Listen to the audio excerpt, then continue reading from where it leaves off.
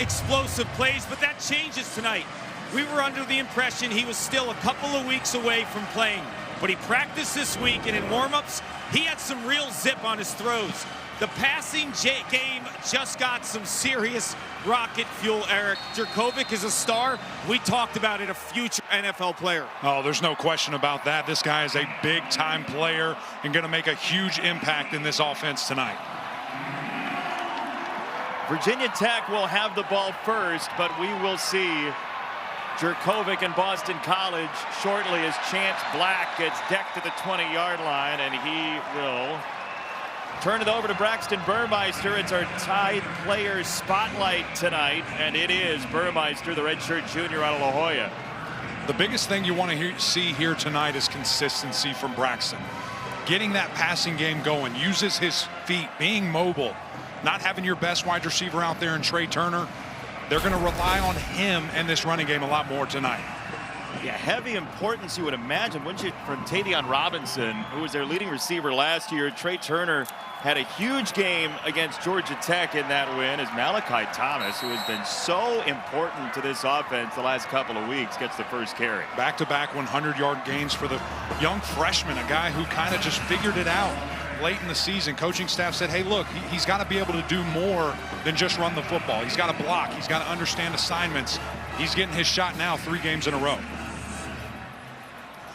BC just barely got a player off the field for this second down play, by the way. And this is Burmeister on the run to the outside. And Braxton Burmeister is so effective with his feet. It's a run of 8 on 2nd and 7.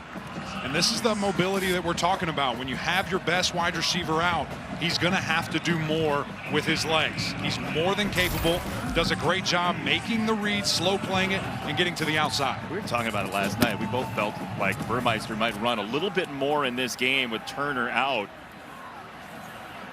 You can see Dwayne Lofton get some more run at wide receiver for Virginia Tech, the freshman wide out. Another run for the Hokies on first down and a short gain. Look, this Virginia Tech team, they opened the season with that win against North Carolina. They were the heavy Coastal favorites, but it's never good to be the Coastal favorite in the not ACC. Week 1, not week 2. It certainly is not. That side of the division, that division of the ACC, it changes with the weather, and that keeps it exciting. You never quite know. And somehow Virginia Tech still could possibly be playing in Charlotte. Yeah, Pitt's loss to Miami was important for everybody else in the Coastal, as they will flip it around to Robinson, and Tavion Robinson drops the shoulder for a first down. He got tackled by the nickel, Josh DeBerry. A nice showing from the 757 early. Virginia Beach stand up here with Robinson. Just a nice little double reverse as he gets the edge. How about the quarterback laying a block? You love to see that. Picking up the easy conversion now, short and 3rd and short. That didn't look like a great spot, by the way. It looked like I thought he had it. I look up and it's 3rd down somehow. Yeah, on the replay even, I thought the ball cleared. It's a 3rd and 1. Both teams are very strong 3rd down defenses, but Blackshear does have the first down for the Hokies. And Blackshear's going to be a little bit of a different wrinkle as well for this offense. A guy that they love to get the ball in space, whether it's a quick pitch in the receiving game. So just another element of this offense to probably help and alleviate some of that stress in production with Trey Turner not in. You could also just not pass it all night long. It's 5 runs, no passes so far for Virginia Tech, and we had Navy last Friday night, so this is familiar for you. Yeah, it's very familiar.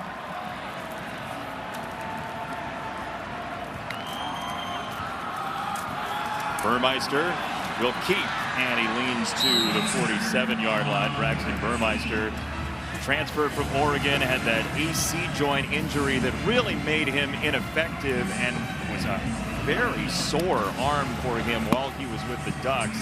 And he's trying to figure out the last 4 games here how to get Virginia Tech to a bowl game. And that's the biggest thing is being consistent. This Virginia Tech offense struggling to find its identity.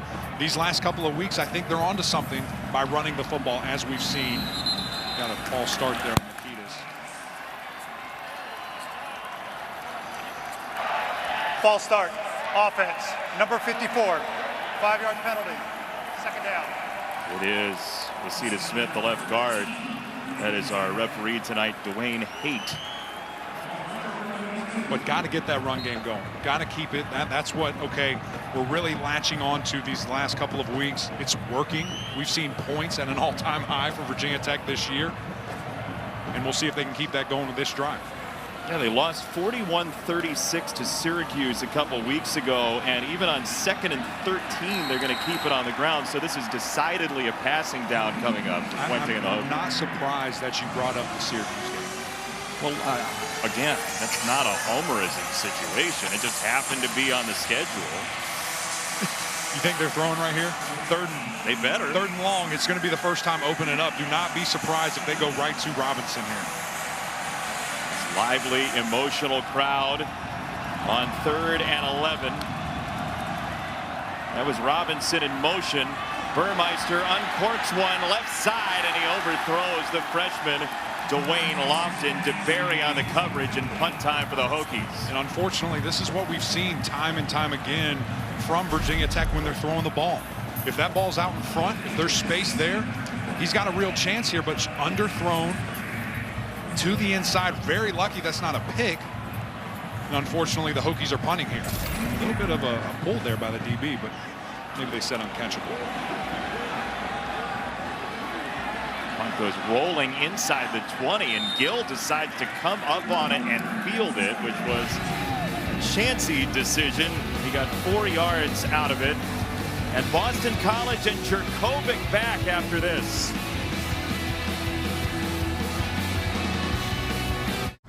Welcome to Allstate, where we have all new lower auto rates.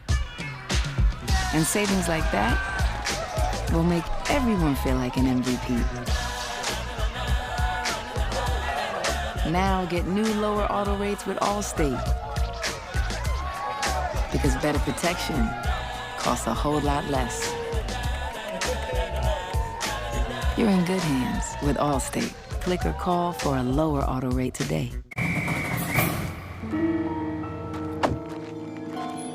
What is this? Is that a hairball? They're everywhere. We have a cat problem. Gentlemen, the Heisman House is getting a dog. Go show those cats who's boss. Well, that didn't work out well. It's a great time to get Domino's, because right now, if you order online and carry out with Domino's Carside Delivery between 4 to 9, you'll get 49% off all menu price pizzas. See what we did there? With the 4 and the 9? Kinda funny. Get 49% off all menu price pizzas for a limited time only.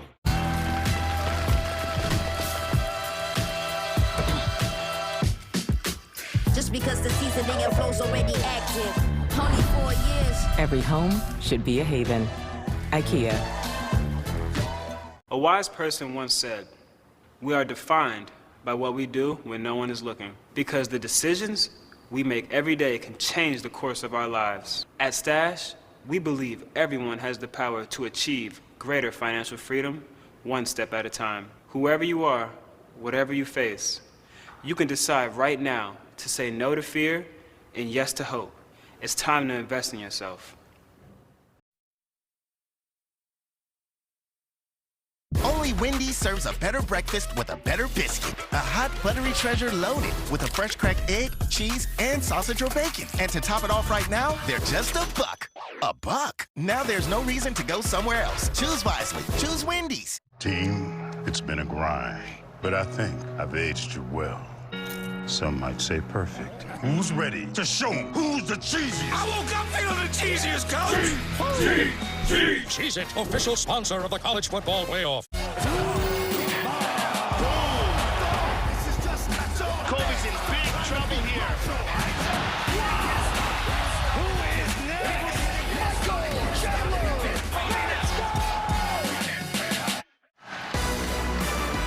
Huge rivalry game Saturday in the SEC. LSU pining for an upset against Bryce Young and Alabama and Tuscaloosa. Crimson Tide has owned that series, 7 Eastern time on ESPN and the app. One app, one tab. Bryce Young, last time out against Tennessee, they had to run away from the Volunteers late in that game. Close one in Tuscaloosa, but the quarterback that Boston College fans care most about right now is Phil Jurkovec, who, as Clark reported, is back for the first time since week 2 for Boston College, and he hands it off to Garwo on a first down carry at 13. Just as we expected, not to throw the ball with Big Phil. Look at that offensive line mashing those guys. Wide receivers getting to the second level. Tight ends doing a great job. And Garwo does an unbelievable job here. Little cut. Takes off the speed and balance from Garwo. So impressive from Boston College. We'll see that all night. Tyler Vrabel out today. Zion Johnson moves over, so they've shuffled the offensive line a little bit.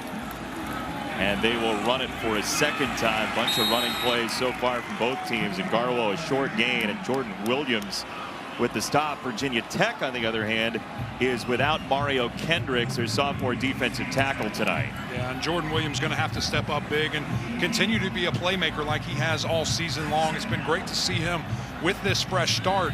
And another matchup to keep your eye on, Barno versus Zion Johnson. Again, as you just mentioned, from guard to tackle.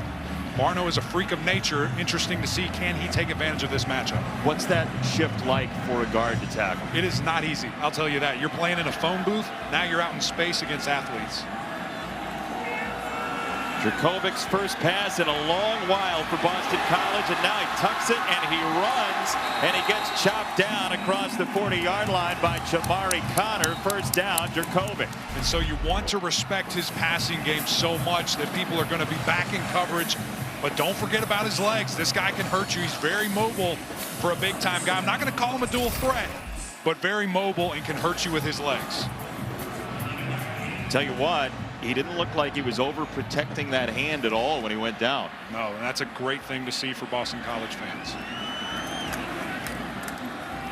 Garwo again trying to sidestep, and he gets pushed down right at the line of scrimmage. No gain. Second down. Great job by the defense there again, keeping everything in front of you. See Big Pollard there just stretching it out, not allowing that offensive line to get movement, and just being able to be there, wrap up, make the big play. I know you get amped. You see all these running plays the first quarter as a former lineman yourself. You get a little jacked up, man. You get a little jacked up. You see these big uglies moving in the right direction. It's normally a good day. You're allowed to call them big uglies. That's okay. Hog mollies, whatever you want to go with. Okay. It's a new one. Second down for BC, and Jurkovec off play action. Jurkovec lets it rip, and he does have the first down across the 45. It's Jalen Gill. Jurkovec a gain of 13. And so now we're seeing that balance from this Boston College offense that we haven't seen all year. Great protection and really just fantastic touch. Let your receiver do all the work. Really great job there by Phil Jurkovec in orchestrating this drive. Would you say I was exaggerating if I told you I thought Boston College could have been a coastal division challenger? No. An Atlantic challenger? Listen, with this guy at quarterback, you think they can beat anybody. Garwo, one of a couple running backs we'll see from Boston College. Alan Tisdale, the outside linebacker, the stop. I mean, you see what Wake Forest has done this year. The ACC is a little bit wide open, and you wonder what BC would have been with Jurkovec all year. That was my biggest question, you know, in these last couple of weeks is what if for BC, and what if Phil Jurkovec was healthy this entire year? What would they look like? We're getting a little bit of a snapshot on this drive. BC's lost 4 in a row, but they are 8-4 under Jeff Hafley with Jurkovec starting. And another run and another sidestep. That is a nifty piece of agility from Garwo and a first down. That's the balance that we're talking about, the burst of speed. This guy does a great job with his vision. The offensive line makes the blocks accordingly, and he'll make you right. You'd like to see a little bit of a better block there by the wide receiver, but you've got to make one guy miss, and Garwo's able to do that. How about this, Eric? 15 plays run combined, 13 runs, 2 passes. Feels like November, doesn't it? It feels like November. Run the football. Do it again. And more penetration from the Hokies. They got in there and stopped it. Amare Barno finally with the tackle. And Nasir Peoples got in there. Second down. How about Big Dax here, seeing the hole, scraping through, able to make that first contact and let everybody else, Peoples, come to the party. Great job by Dax. Really just shedding that block and making the running back cut right into his teammate. He's really the fixer for this team, isn't he? Hall of Field. No question. He gets everybody set. I'm so excited to see him at Mike, his true position. He's had a really good year this season. Jurkovec felt the pressure, pointing to his receivers. He throws it downfield, and that's intercepted. Dorian Strong picks it off for the Hokies. And now the ball comes loose. There's a marker down. BC is on the football. It'll be first down Boston College pending the flag. Strong put it back on the deck, and BC gets on top of the football. It was Jurkovec downfield to come up with the fumble. So Phil was so asphyxiated downfield trying to find his guy. He lost Dorian, the freshman. He didn't see him. Was hanging out kind of in cover 2 in his man, and then just dropped and was able to make the big play. But how about the effort by the quarterback? Will be very interesting to see what this penalty here is.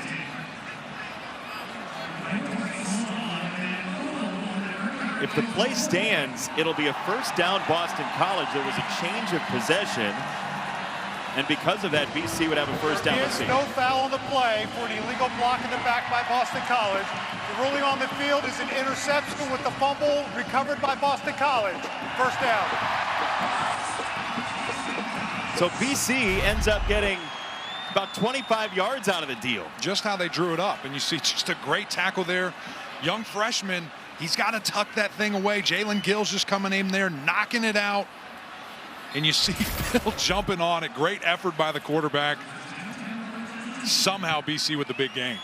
Yeah, we told you it's a special night for Boston College. That's quite the play to start this night as Garwo gets another carry and broke one tackle to crash inside the 10.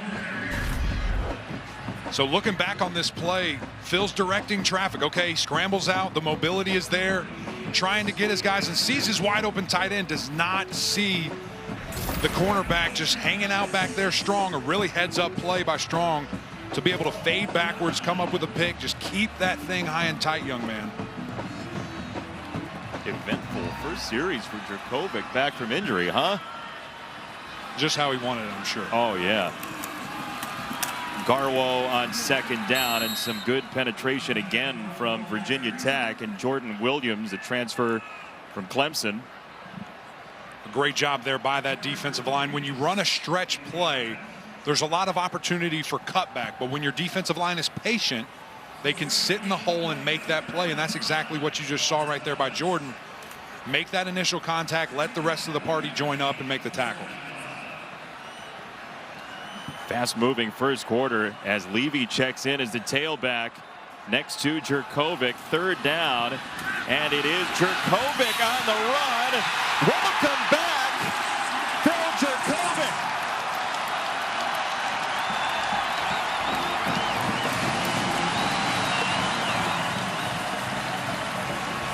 We talk about quarterback mobility.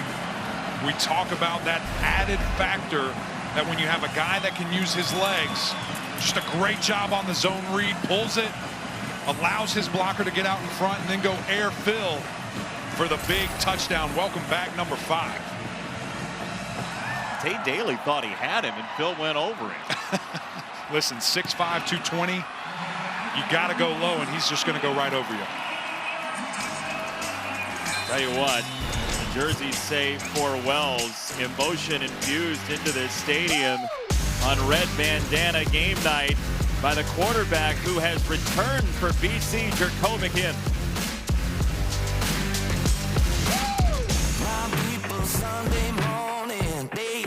When you spend all year serving others, when you lead by example, you don't just land on the nice list, you get rewarded by becoming the top brand in new vehicle quality in the automotive industry.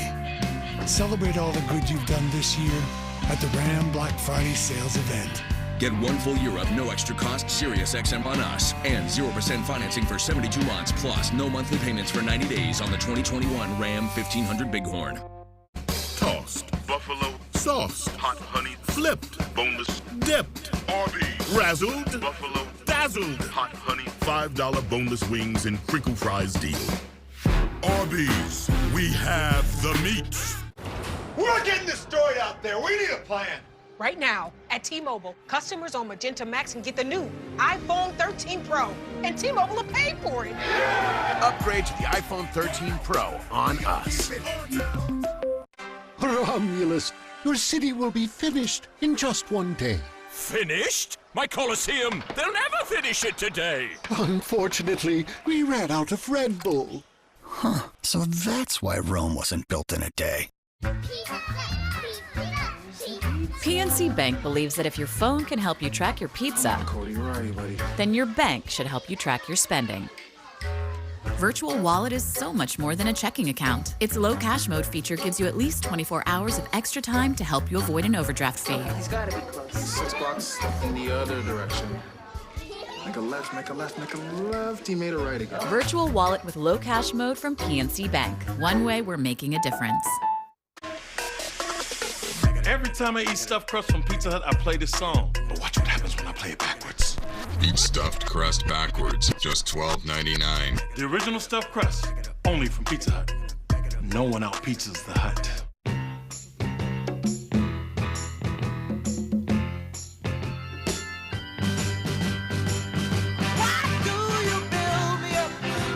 Buttercup, baby.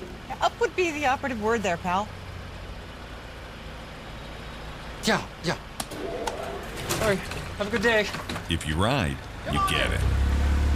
Oh, wow, we're really backed up. Geico Motorcycle. 15 minutes could save you 15% or more.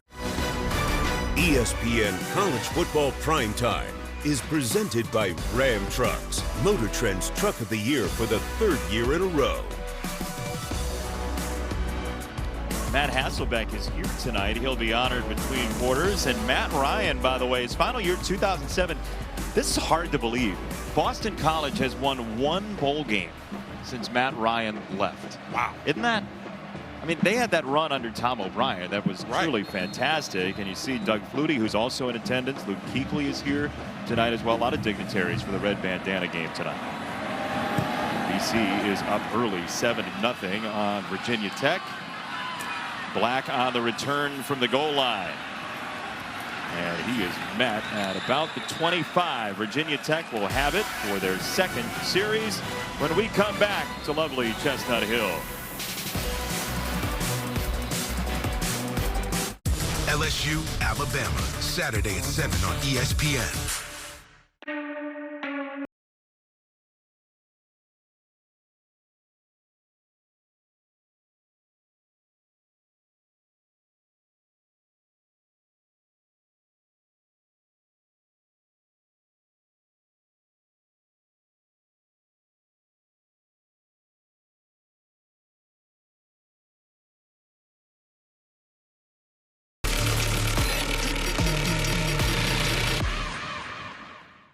Zaxby's Boneless Wings Meal couldn't possibly get any better. I stand corrected. The Great 8 Boneless Wings Meal with your choice of sauce, just $7.99. Only at Zaxby's. And see Ghostbusters Afterlife exclusively in movie theaters. Ruffles without ridges is like a coach without the will to win. Okay, so we gonna pull this off? I don't know. Maybe on 3. 1, 2. Maybe. Yeah. Ruffles, on your ridges. As a DJ, I know all about customization. That's why I love Liberty Mutual. They customize my car insurance, so I only pay for what I need. How about a throwback? You got it. I'll settle for something I can dance to. Liberty, liberty, liberty, liberty.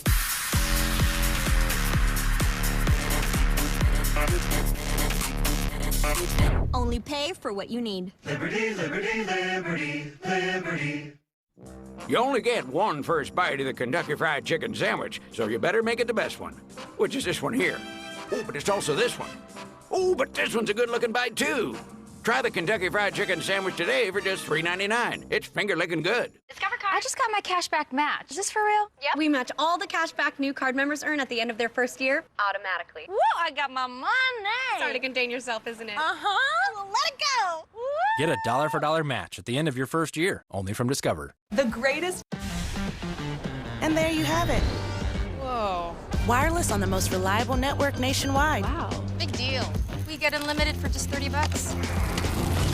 I get that too. And mine has 5G included. That's cool, but ours saves us serious clamor-roonies. Relax, people. My wireless is crushing it. That's because you all have Xfinity Mobile with your internet. It's wireless so good, it keeps one-upping itself.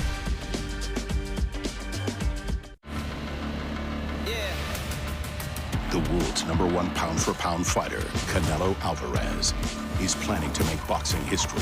Canelo, rocking the head. But undefeated champ Caleb Plant stands in his way. Ready to shock the world in a battle that's become personal. Only one can be undisputed champion.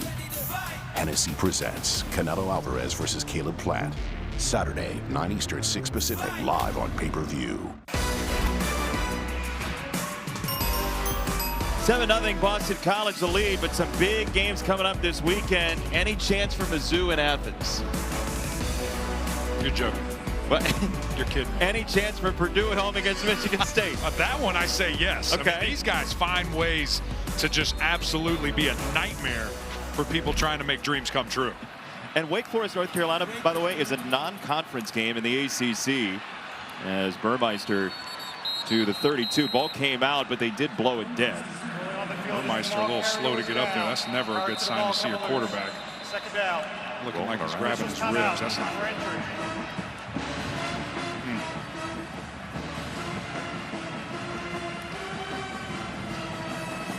They've already lost Connor Blumrick this year.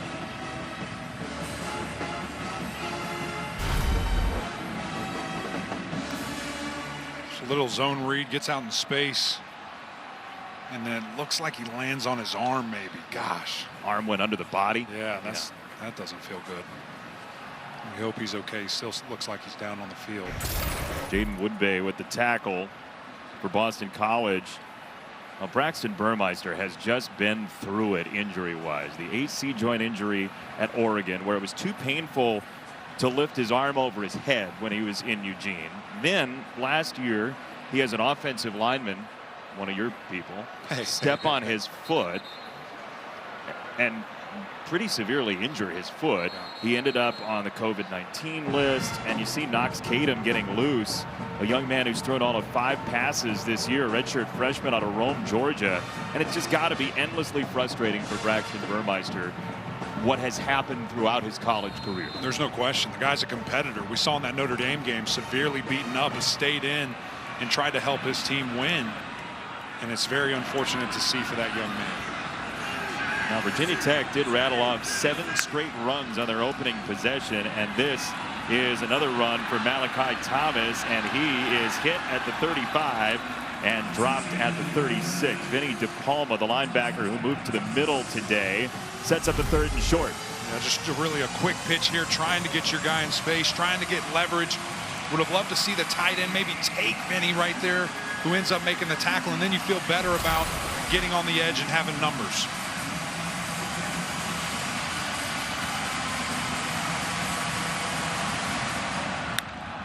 Third and 1. They'll go straight up the gut and get the first down. Malachi Thomas pushing the pile.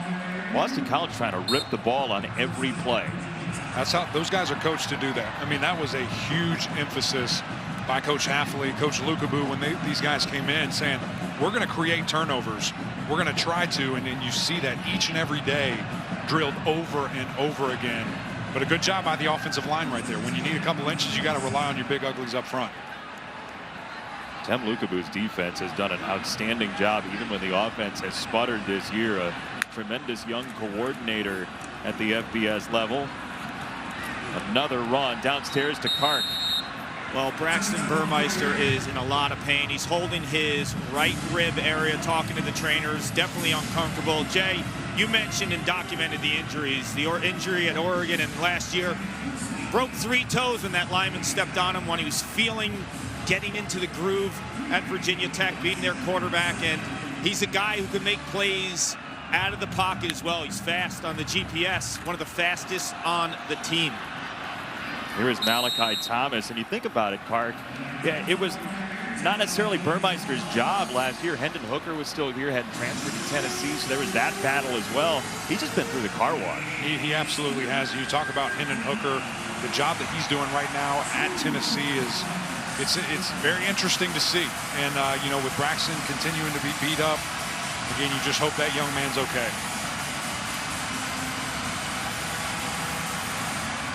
It's Knox Kadam's team right now for Virginia Tech on a 3rd down and 2. He's going to run, and he is going to meet resistance. It's Vinny DePalma again. No gain, 4th down. How about Vinny when his number's called? Hey, bud, we need you to slide into the inside, be our Mike, and absolutely delivering. You see him trigger so fast down. When it's 3rd and short, you've got to think, what does Virginia Tech want to do? They want to run their quarterback, motion the tight end, assume it's going to be a quarterback power, a quarterback sweep. Just a great job there by Vinny, using his instincts in making a play. Dude had 194 tackles his junior year of high school. You could call it a fountain of tackles in Wayne, New Jersey. Was his dad the stat keeper? Oh, come on we now. We can check on that. I mean, I've heard of that story once or twice. Well, look. Under Jeff Hafley, Eric, 8-4 with Jurkovec starting, 2-5 without, exactly a yard per play more for this offense. They're a different team. They're a different offense. You see the points, you see the total yards, you see the yards per play. When this guy is on the field, things can happen. The deep ball is in play. The mobility from the quarterback, and then that spreading out everything allows the run game to be so much more efficient. Garwo on a 1st down run. By the way, to wrap that last point, our statistician Ed Svita has credited Vinny DePalma with 5 tackles already tonight. So not his dad. Ed is not related to Vinny DePalma. Although, 2nd down for Boston College will happen in the 2nd quarter. Special night in Chestnut Hill. You see the jerseys for Wells Crowther. Red Bandana Game has started well for BC and Jeff Hafley, 7-0. One Saturday every year. However, this year is the 2nd time that Boston College has remembered Wells Crowther. You see the jersey there with the red bandana. He was known as the man with the red bandana. If you've not heard the story, on September 11, 2001, former BC lacrosse player Wells Crowther multiple times went back up the stairs to rescue more people and help get them out on that fateful day in New York City. As this run on 1st down is Garwo, who wanted to break it even bigger. And we check in downstairs. Paul Carcaterra, lacrosse player in your own right, an All-American. You know some people who knew Wells Crowther. Yeah, Kevin McLean, who's a friend of mine, plays with Wells at BC in the late 90s, and he said it best when we connected this week. Wells was always strong, brave, and kind. He was a good athlete and a hard worker, but more importantly, he was genuinely a good person. He was always smiling, always positive. When I think about Wells and his legacy, it makes me want to be a better person. On 1st down, Boston College trying to get the ball to Zay Flowers, and they do. He is an explosive talent for BC, and Flowers out of bounds right around that line to gain. It is a 1st down. This has been my biggest critique these last 4 games of Boston College. Get Zay Flowers the football. Little creativity here. Getting Zay on the double reverse, gets on the edge. You see the speed, you see the explosion. Expect this man to have more and more touches today, especially with his quarterback back. Phil Jurkovec returning today for Boston College. Been out since the 2nd game of the year against Massachusetts when he hurt himself, as Garwo gets chopped down hard by Connor. And Kark, back to Wells Crowther. Isn't it amazing? Anybody you talk to associated with him when he was playing, teammate-wise, the selflessness is in everybody's stories. It's unbelievable. It really is. John Hess is another person I connected with. He grew up with Wells in Nyack, New York, and John was a 3-time All-American and national champ at Princeton. He said Wells was never the biggest kid, but the consummate teammate. Played whatever role you ever needed him to play. And when he said toughness is in a lot of athletes, but toughness in Wells was different. Toughness was everything about him. Every day he came to practice and he led by example. And what really, really struck me when I connected with John, he said he was raised really well, and it's no surprise he took the action that he did. That, to me, was the biggest takeaway. The action that he did. How many people would do what Wells did? It just makes you feel like this person was the guardian angel that you said in the Open, Jason. Yeah, I mean, we even talked to Justin Fuente about it on the other side of this game for Virginia Tech, and he said the same thing. We all would love to say we would do that, but how many of us would? Jurkovec, that ball fluttered on him. It's tipped, and it's ricocheted into the arms of Boston College and hauled in by Witter. What an unbelievable heads-up play right there. Really a great defensive play to start. This offensive line has all the time in the world. Given Phil here, he's directing traffic again. Another dangerous pass. And they go for it on 4th down, and Jurkovec did get to the line to gain. Even though Waller's waving it off, the spot is going to give it a 1st down for BC. And another element of what he does so well. Anytime it's 3rd and short, 4th and short, that young man feels confident in his ability. But as you see the catch here by the big-time tight end, just to have the understanding, this is coming back at me, and the heads-up play. Good job by the defense getting in there and knocking that ball down. I've seen a couple of wild plays so far that have gone Boston College's way.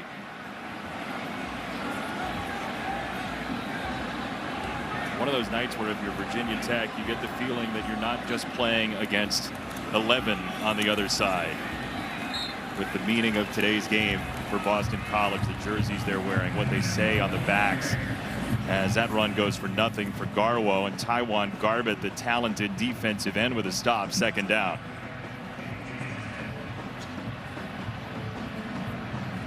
Now Garwo comes out, and the transfer from West Virginia, Alex Sinkfield, is in. So Garwo, Levy, and Sinkfield already about 19 minutes into this game.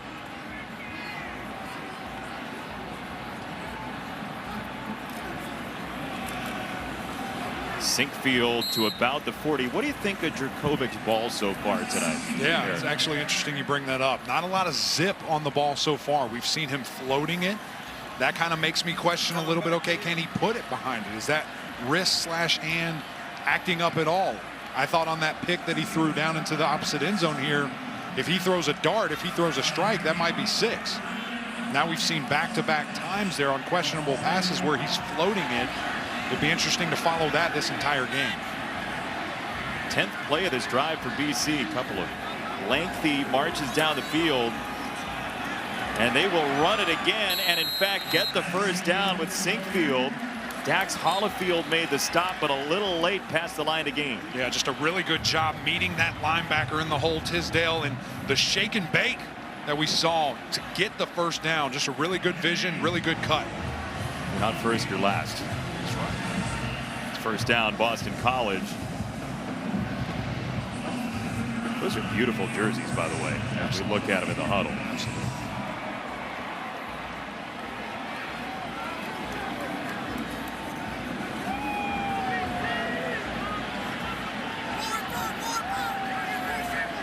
Jurkovec waving. Play clock winds down, and they will run it again. A lot of Sinkfield on this drive. Inside the 30-yard line for Boston College. This is like Mike Cloud in the old days for BC. Yeah, just a little bit of a zone stretch there. And that was what I was talking about earlier. When you run to the right or left, those big nasties up front get moving. There's a lot of cutback lanes and holes that open up. A good job finding the correct cut, picking up the necessary yardage. Sinkfield having a good job so far. Behind something of a makeshift offensive line. We told you Tyler Vrabel, the left tackle, not in tonight.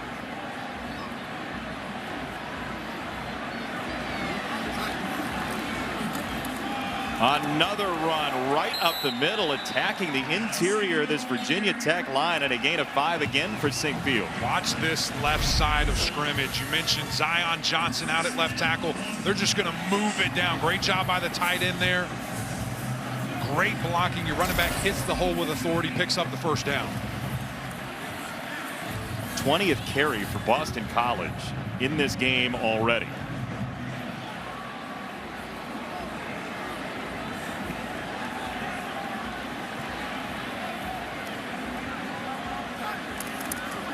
Jurkovec on first down. And this is incomplete. Flowers against Strong. Strong doing a good job there, staying physical, getting his head turned around.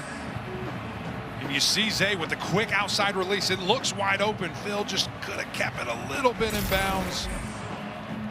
Strong does a good job getting his hands up there. Another ball that just floated a little bit, though, don't you think? Yeah, well, that one, that's how you throw it. That is how you throw that one, but certainly adding to our number of floated passes here tonight.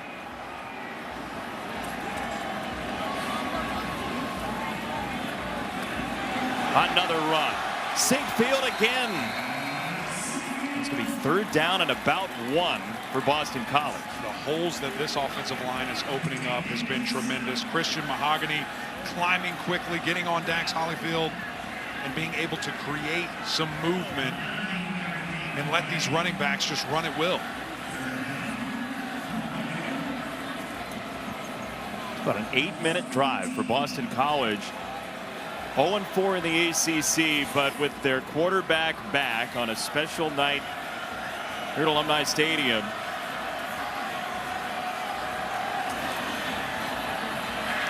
This time, Williams got in there and stifled the run from Sinkfield. Darrell Pollard as well, and it's fourth down. Yeah, that was a tough read. If that was a true zone read, would have liked to see the quarterback pull it right there. As you're going to see his eyes, he's riding it out. You got to pull that ball, Phil. Might have been a design run. Not sure the call, but it looked like he had an option to pull, and he should have there. Dancing shoes for the 2 defensive tackles, by the way. Quick feet, doing all right. They call Tavion Robinson sweet feet on the offensive side. Maybe we need to change that. One of those 2 guys. 33-yard field goal is on the way, and true for Litton. Boston College 10-0 over Virginia Tech on a chilly night in Massachusetts.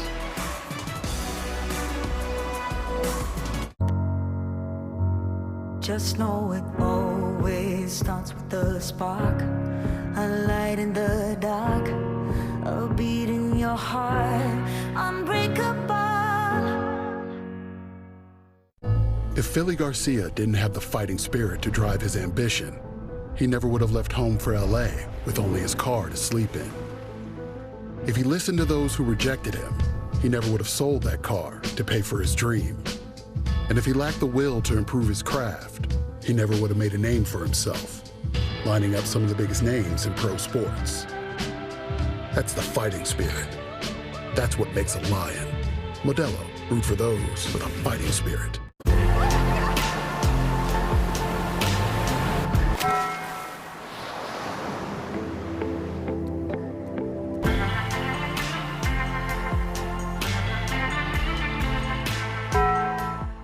Team, it's been a grind, but I think I've aged you well. Some might say perfect. Who's ready to show who's the cheesiest? I woke up feeling the cheesiest, coach! Cheez-It, official sponsor of the college football playoff. Only Wendy's serves a better breakfast with a better biscuit. A hot, buttery treasure loaded with a fresh cracked egg, cheese, and sausage or bacon. And to top it off right now, they're just $1. $1? Now there's no reason to go somewhere else. Choose wisely. Choose Wendy's.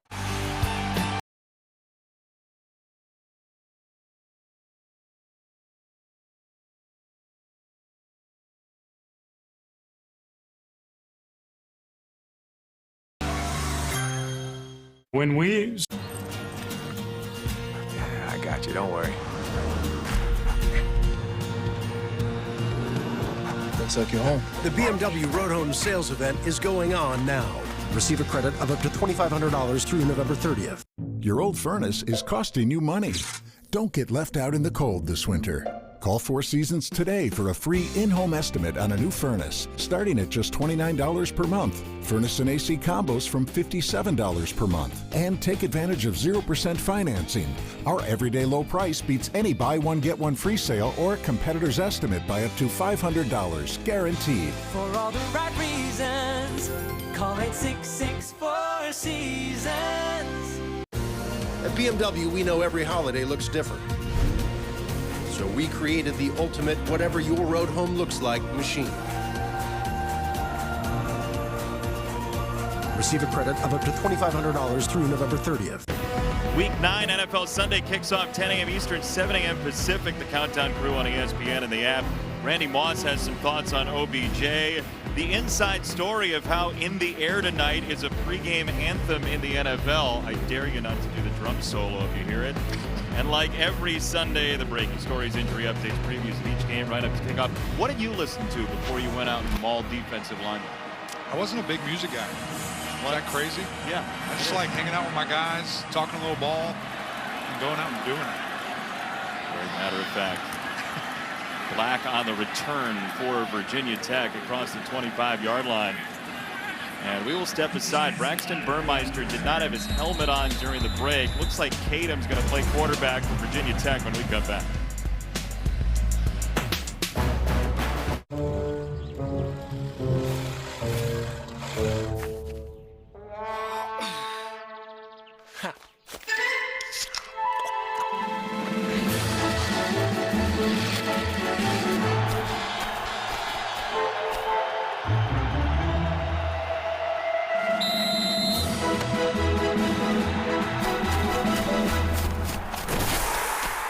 Red Bull gives you wings.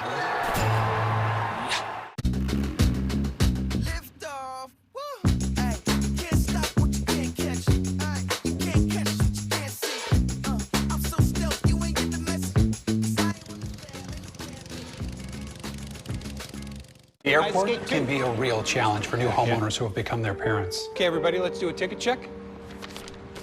Paper tickets.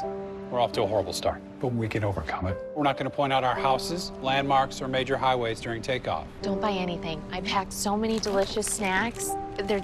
Nope. Would you say ballpark when Group 2 is going to get boarded? 2 hours and 58 minutes. Progressive can't protect you from becoming your parents, but we can protect your home and auto when you bundle with us. Someone should have left home earlier.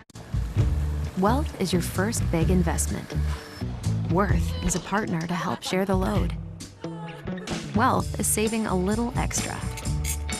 Worth is knowing it's never too late to start, or too early. Wealth helps you retire.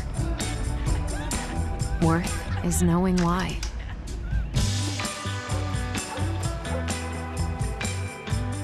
Principal, for all it's worth.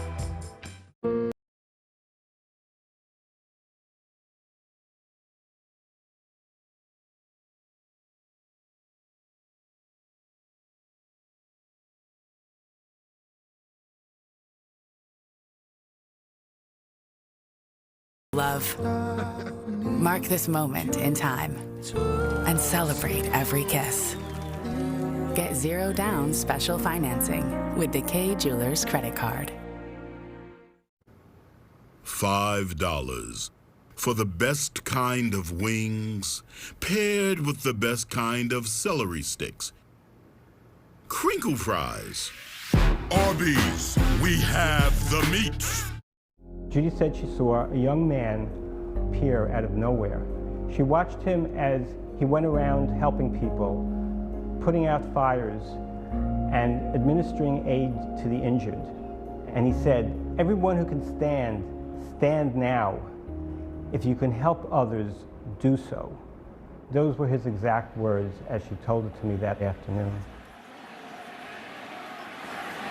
Survivors who Wells Crowther helped out of the building only knew him as the man in the red bandana because he was wearing it over his face. They all remembered as they told the story later that there was somebody in a red bandana saying exactly what Jerry Sussman was saying there, and a young man who went to Boston College, graduated in '99, who always had aspirations of being a firefighter.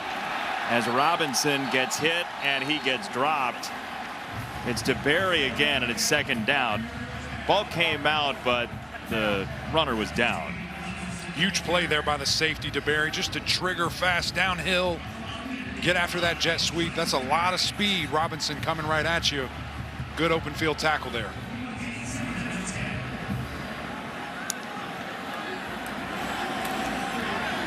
Knox Kadam Tries to throw it over the top, and it's incomplete. Clark, what do you have downstairs?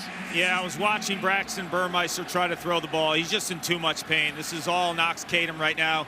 Knox Kadum was a one-time JMU commit. They had him flipped to Virginia Tech.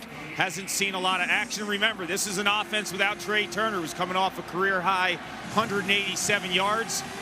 Tavion Robinson, 9 in orange, has to be the guy. They need some explosives out of him. And we talked about that mobility that's going to be needed from the quarterback position.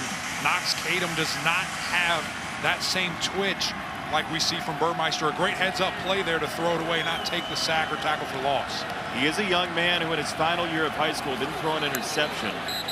As we have a whistle, and Boston College points at the line of Virginia Tech. False start, offense. Number 89, 5-yard penalty, 3rd down. Well, when you have a new quarterback, getting behind the sticks is not a grand idea. It's absolutely not, especially when you're missing your best wide receiver. 3rd down and long here. Will be interesting to see, okay, are we aggressively trying to pick this up, or do we just do a little draw punt, save some field position? Virginia Tech is going to give up the ball after halftime, so this might become an emergent situation. Malachi Thomas across the 30, but they will go ahead and do the conservative way. As you said, Eric, they're going to go ahead and punt it.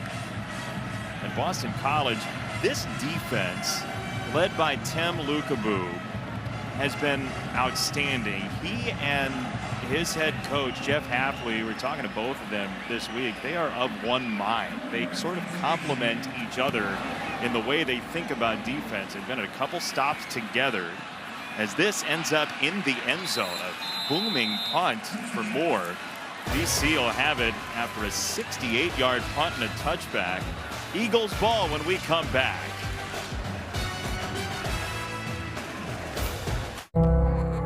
This is the first photo of your life, son. Your first smile, your first bath, the room we made for you. And you'll meet Nana and Grandpa. I can't wait for the world to see you like I do.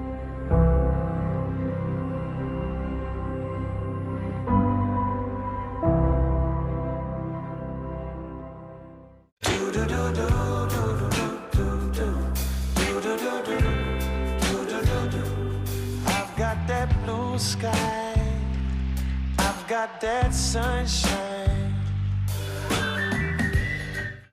I just got my cashback match. Is this for real? Yep. We match all the cashback new card members earn at the end of their first year automatically. Woo, I got my money. Sorry to contain yourself, isn't it? Uh-huh. Well, let it go. Woo. Get a $1 for $1 match at the end of your first year, only from Discover. Welcome to Allstate, where we have all new lower auto rates. And savings like that make you feel like you won the whole dang thing. Now get new lower auto rates with Allstate. Because better protection costs a whole lot less. You're in good hands with Allstate. Click or call for a lower auto rate today.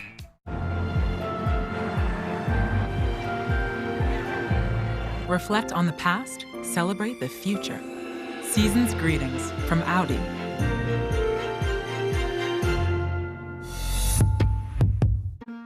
Hi, I'm Michaela, and a little thing I love about the Chick-fil-A peppermint chip milkshake is that first sip when you taste the peppermint chip pieces. It's like catching snowflakes on your tongue, and it just feels like the holiday season has begun.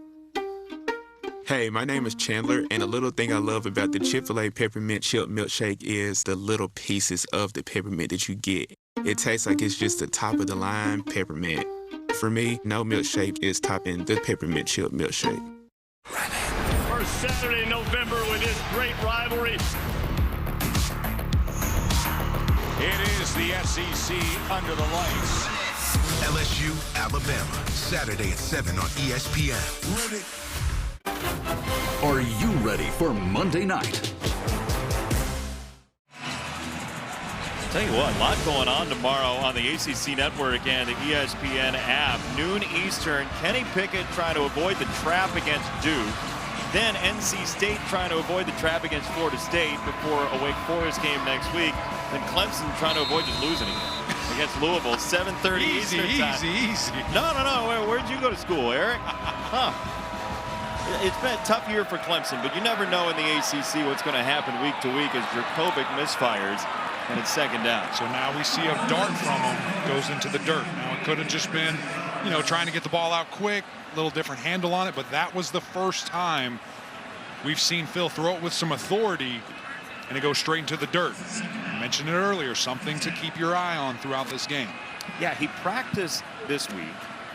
And, it was a bone right around the wrist area in his right hand. And you wonder how it's feeling pass to pass tonight. Second down play action. Jurkovec snaps off a deep ball. Zay Flowers, and he put it on the deck. Oh, it was right in his hands, and he couldn't haul it in. Man, that's tough to see, especially a guy like Zay Flowers who has not been able to connect with his other quarterback when he's in there. Great throw right into the basket, and it just goes straight through his hands. Very uncharacteristic from Zay Flowers, maybe trying to look at the out of bounds to try and stay in bounds. Best ball of the night from Jurkovec, you think? It was very good placement. I like the air underneath it, allow his wide receiver to make a play. Virginia Tech would just love to get off the field. BC's had the ball more than 15 minutes of this first half. Jurkovec has time to throw, and that is short. Yeah, just a little bit of a miss there again. So 2 throws on this drive we see hit the dirt as Phil's kind of flicking his wrist, throwing the ball, saying, man, I just missed him right there. Would have loved to have seen that catch from Zay Flowers, but good job defensively, forcing a 3 and out, getting the ball back for your offense. What do you think of the play calling then? I like it, being aggressive. We ran the ball so much in the first half so far. Let's take some shots downfield if we're Boston College, and they did. You've got to connect. I like that you're so close to being removed from the field as a player. You say we about everybody. Depends on what team I'm talking about. We're we for that moment. Yeah, you just want to be part of the thing, and I love that about you. You got any pads or helmet laying around? Not me, and they wouldn't fit you. Flag comes in. Robinson, one of the best punt returners in the country, across the 40. It's a net of 39, and we'll check the marker. There might be a little holding back there. During the kick, holding, receiving team, number 26. 10-yard penalty from the end of the kick. First down, Virginia Tech. Timeout. Virginia Tech is the 4th least penalized team in yards per game in the country. They don't need this tonight, down 10. You have 3 burgers. You sharing, you eating all 3. No, I'm eating them all. You wouldn't share your burger with me? Not this burger. The burgers you make at your house? Yeah, we could share that. That's no problem. Sonic garlic butter bacon burger. What if I'm hungry? Absolutely not. If Damian Lillard accepted his spot at the end of the bench, he never would have been at the rec center before it opened. If he listened to those who overlooked him, he never would have heard his name called as a first-round pick. And if he let 6 all-star selections go to his head, he never would have had the heart to give back to the streets that shaped him. That's the fighting spirit. That's what makes a lion. Modelo, root for those with a fighting spirit. On my travels across the country, I came across this house with water dripping from the ceiling. You never know when something like this will happen. So let the Geico Insurance Agency help you with homeowners insurance and protect yourself from things like fire, theft, or in this case, water damage.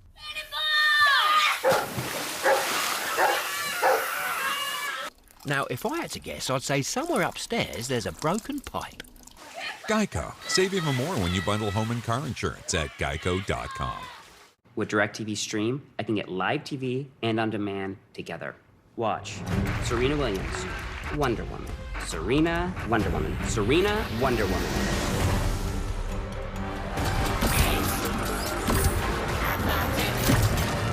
You cannot be serious! Get your TV together with the best of live and on demand. Introducing DirecTV Stream.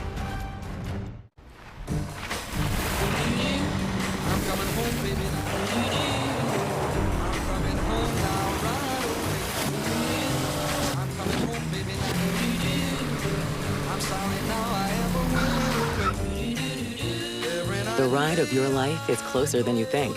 For the first time ever, buy your new car entirely from home with Nissan at Home. Delivered direct from dealer to driveway. I just got my cashback match. Is this for real? Yep. We match all the cashback new card members earn at the end of their first year automatically. Whoa, I got my money. Sorry to contain yourself, isn't it? Uh-huh. Well, let it go. Woo. Get a $1 for $1 match at the end of your first year, only from Discover. Every time I eat stuffed crust from Pizza Hut, I play this song. But watch what happens when I play it backwards. Eat stuffed crust backwards, just $12.99. The original stuffed crust, only from Pizza Hut. No one out-pizzas the Hut. This holiday season, give your family the gift that keeps on going. Her very own Energizer Bunny? Energizer Ultimate Lithium. The #1 longest lasting AA battery. You're watching ESPN College Football Primetime presented by Ram Trucks. The largest crowd ever to sing Mr. Brightside in unison. It is highly emotional tonight. The Red Bandana Game at Boston College. The defense has been stern so far. The Hokies have yet to complete a pass, and their starting quarterback, Braxton Burmeister, is out. This is Blackshear on the run. A late decision to give it to him, and it was a smart one. Just short of midfield. Mike Palmer took him out of bounds and a gain of 27. Really interesting start to this play as the defender doesn't tackle anybody. Quarterback makes a good read, hand it off. Blackshear showing the burst, able to get around the edge. Huge pickup for the Hokies. You just got to pick somebody, right? Yeah, hit anybody, hit somebody. That was interesting to see a defender make that decision.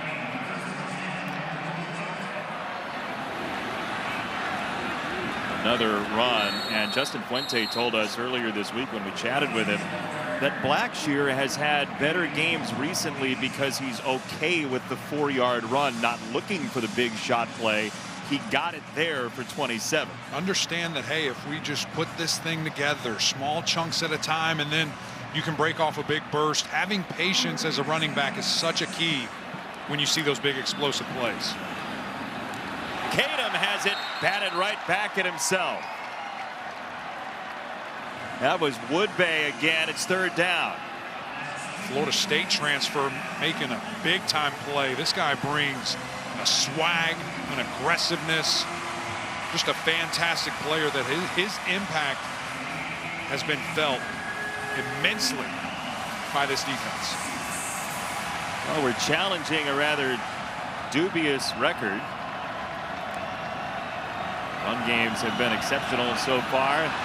Kadum, sideline, nothing there for Tavion Robinson. And now 4th down, right around midfield. You got to punt this, don't you? Yeah, you got to punt this, but just a little bit outside. His receiver wasn't expecting the ball to be there. Robinson going downfield, had his guy beat, had some space. Quarterback could just not put it on the money.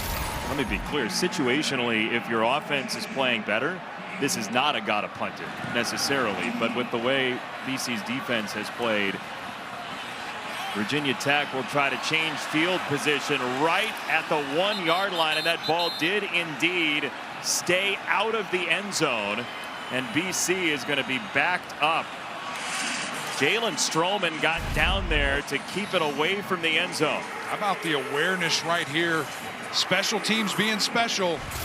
A really good job to pin BC inside of the 1-yard line. As an offensive lineman, when a drive starts at the 1, what are you thinking? Depends who's your quarterback, #1. If you have a mobile guy, you're feeling okay. You don't have to be perfect. At the 2-yard if not, line, you're a little nervous. By rule, the ball will be placed at the 2-yard line, 1st down. But, Jason, that gives you a chance to go 99, which is always fun. So that's a thing you guys think about? Oh, man. 99-yard drive? Absolutely. Absolutely. This one's going to have to be 98 if it happens. 98 and 3. Oh, they did move it a whole yard. I don't agree with that. Give them the 99, guys. Come on. You don't have a rule to cite there. You just want the 99-yard drive. You know, just back it up.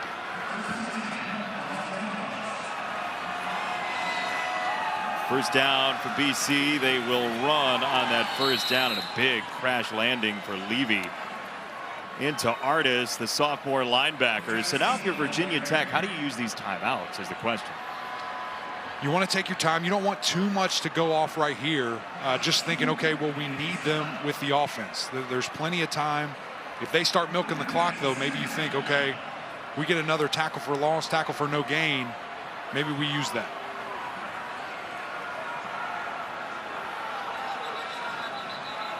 Whistle comes in. Which now, I mean.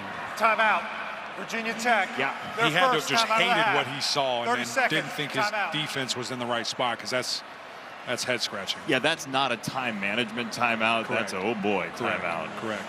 The Peloton halftime report. Matt Berry, Joey Galloway, Sam Acho have it for you. Some must-see games tomorrow, including Wake Forest and North Carolina in the noon Eastern window. And we'll see what makes Wake Forest and Hartman work. Virtual locks as well. Our friends Sean McDonough, Todd Blackledge, Monica Grath on the call from the great state of North Carolina. What other game are you loving tomorrow? I tell you, there's a ton. Ole Miss I have my eye on. You see what those guys are able to do. Anytime Clemson and Louisville meet up, there's potential fireworks. There's a big slate. Georgia handling business again. Oregon, Washington is a dandy always. They do not like each other. Jurkovec tried to cut it outside, and he did get outside. Jurkovec tight-roping, and a marker comes in late. Yeah, it looked like Waller had the edge sealed. Now Hollifield is going right at Jurkovec. They are face-to-face on the sideline, and finally, Hollifield and Jurkovec are separated. Yeah, just really a silly play there by your leader. Number 4 there for the defense. You don't want to see him doing that. Number 1, quarterback clearly out of bounds. He hits the head coach on his way out intentionally and then goes right back for more. I get you're a linebacker. You want to be tenacious, but not a smart play when you're giving so much yardage. Already had him in good field position, and now you're just giving him a free 15. After the play was over, a personal foul, unnecessary roughness, late hit out of bounds. Number 4 defense, 15-yard penalty from the end of the run. First down. We have our rules expert, Matt Austin, with us. And as we watch it again, Matt, this is a pretty easy call, I believe, for the official. What do you think? Well, I agree, mainly because it's the quarterback. If it was a running back, he's still going north and south. So you give the defender a little benefit of the doubt there. But when it's the quarterback, give him a little extra protection. That's a good call. Jurkovec, I think, stepped in, number 1, to defend himself, but also his coach. Let me tell you something. Previous play is under further review. All right, so now I want to go targeting. Probably. I want to go back. Yeah, I want to go back to Matt here because there's further review. 2 pieces, maybe targeting. Also, is there anything you would add on for the bump of the coach on the sideline, Matt? Well, certainly not at this point. You could have. I didn't see the bump, but you certainly could have thrown a flag at the time. But that's not something replay would come in and say, hey, we're going to look at that. Right. So it must be a targeting. I meant live. Yes. Oh, you could, yes. Let's watch it together again. Matt, you're getting a look. You see anything that would signal targeting? No, I think they're looking at his feet out of bounds. Right there is really close. His next step was really close. It's just without a shot right down the line, though, it's going to be almost impossible to change. Now, this might help if the players are out of the way. Yeah, I haven't seen anything that I would say is definitive. So looking at a couple things, maybe a targeting, but most likely where's the ball. It looks like that's where they're maybe trying to solidify and get their real mark on where this thing needs to be snapped from. Yeah, that zoom, Matt, does that change your opinion? Ruling on the field stands. First down. No, I think stands is good. I just don't think they had anything to cause an overturn. Let me ask you, though, as you saw the bump with the coach, what could you have added? What could you have called if you wanted to call something there live? Well, it would be an unsportsmanlike conduct on the player. Thank you, Matt Austin, our rules expert, longtime official in college football. So BC gets to the 35. And they will run it again. Levy is cut down at the 41-yard line by Armani Chapman, I should say, and it's second down. All right, so now you're Boston College. You have 3 timeouts. This is a totally different scenario now, depending on what second and third down show here. You're thinking touchdown. You're trying to score. Going to be interesting to see, do they take a shot if they get another conversion here? Right now, they're picking up this first down.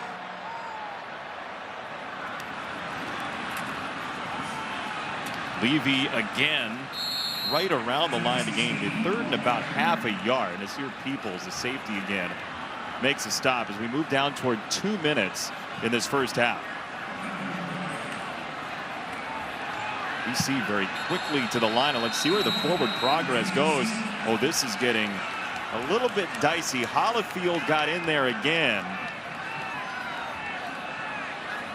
There's not a whole lot of happy going on between these two teams, and this looks like it's going to be 4th down and about half a yard.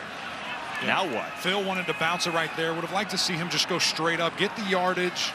No reason to be cute. Get the first down and let's keep going.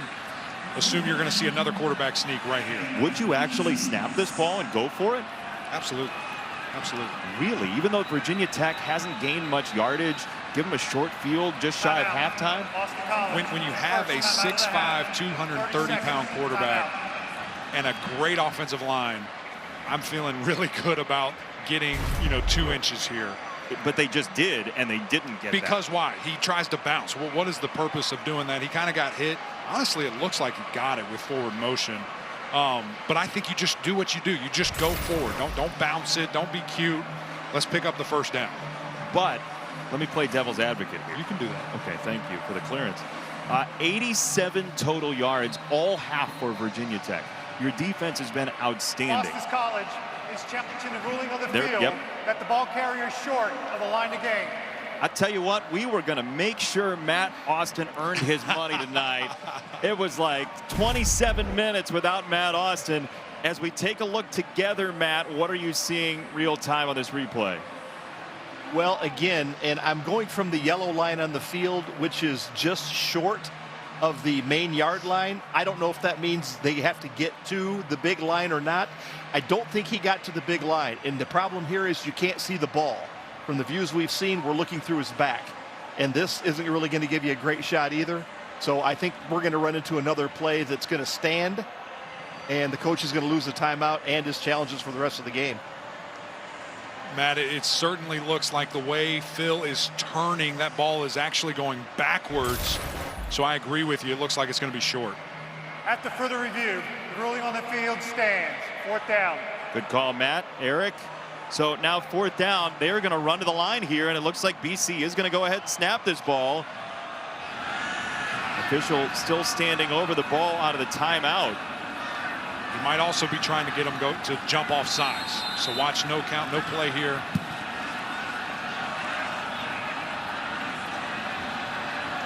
Motion from BC, more motion from Witter. No sign of movement from the Hokies. Now Jurkovec back down. Try one more hard count.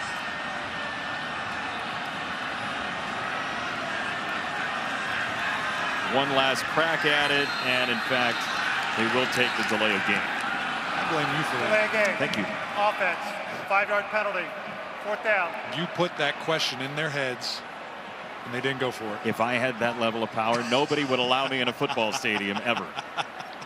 I'm just considering how strong the defense has been. Listen, I'm an offensive lineman. We're going for that. Are you kidding me? I'm with you. This is why we have to talk some sense into the like linemen sometimes. Right. Because you always can get a yard. If you didn't think you could get a yard, you would never have played. Now the danger is Tavion Robinson, who's a tremendous returner, the best punt returner by yards in the ACC.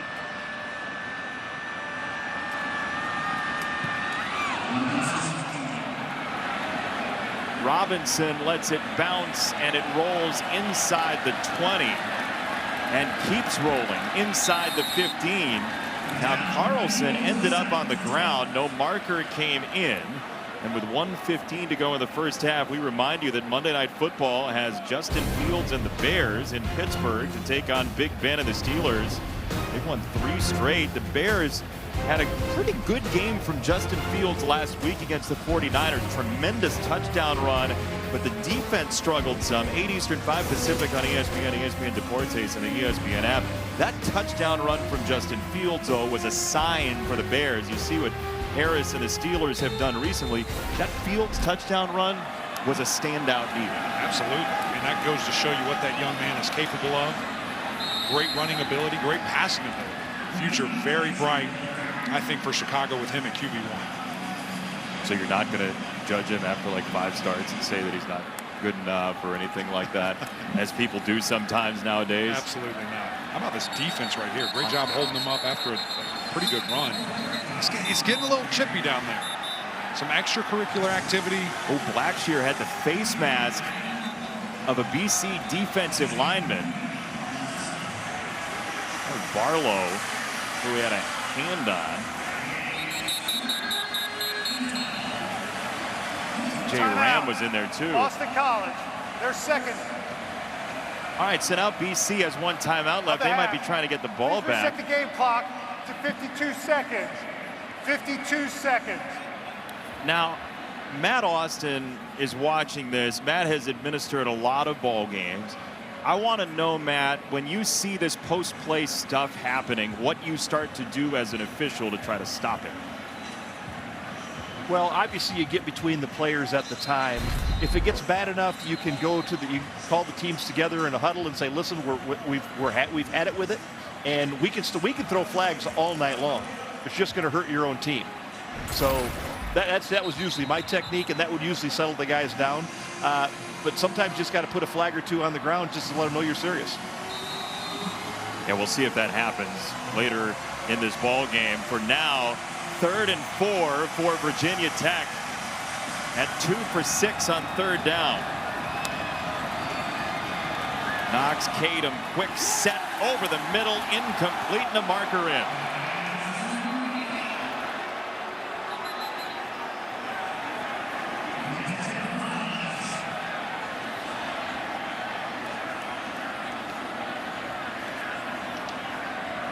Pass interference, defense, number 20. The ball be placed at the spot of the foul. First down. That's Shanga Hodge, the senior that was the target. See the defensive back just all over him there. It looked to be uncatchable to me, but a lot of physicality. Can't help but throw that one. So now we'll see how Virginia Tech plays it. They got 2 timeouts. They have 49 seconds on just the 2nd Boston College penalty accepted.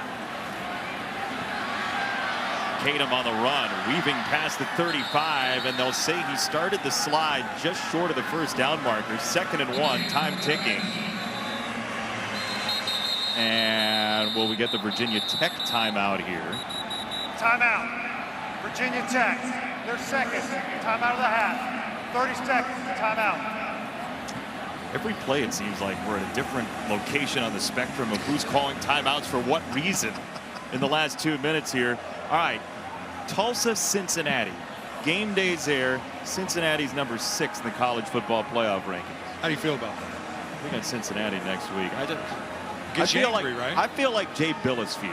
Jay Billis tweeted earlier this week, like, what? How can you put Cincinnati there and still say that they're available to make the college football playoff? They beat Notre Dame. What else are they supposed to do? Right. Beat the guys on your schedule. Beat who you've got. But then schedule up as well, right? Exactly, right. Which, you can only do that so far out with how crazy schedules are. By the time they could do that, they're going to be in the Big 12. But it is not surprising. Now, am I happy with it? No. Am I surprised? Absolutely not. Nick Lachey, guest picker tomorrow on game day, by the way. 98 degrees. You go to Cincinnati? Jim Cairo, great booking job. Intrepid producer of College Game Day. Blackshear. The first down, so now you call timeout in order to run to get another first down. And again, some chirping. It's DeBerry and Robinson. So now, did Virginia Tech call timeout or not? They're up at the line.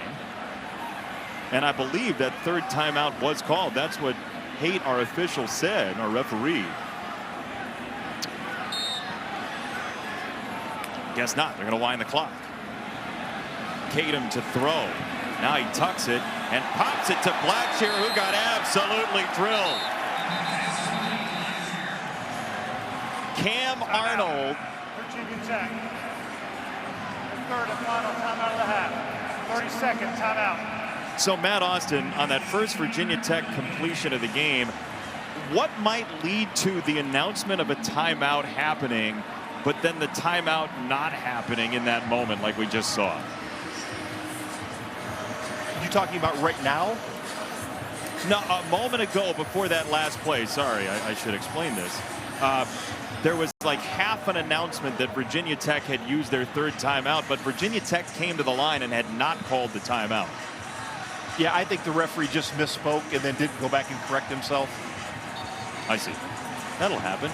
It's live television, as yes, they say in our industry.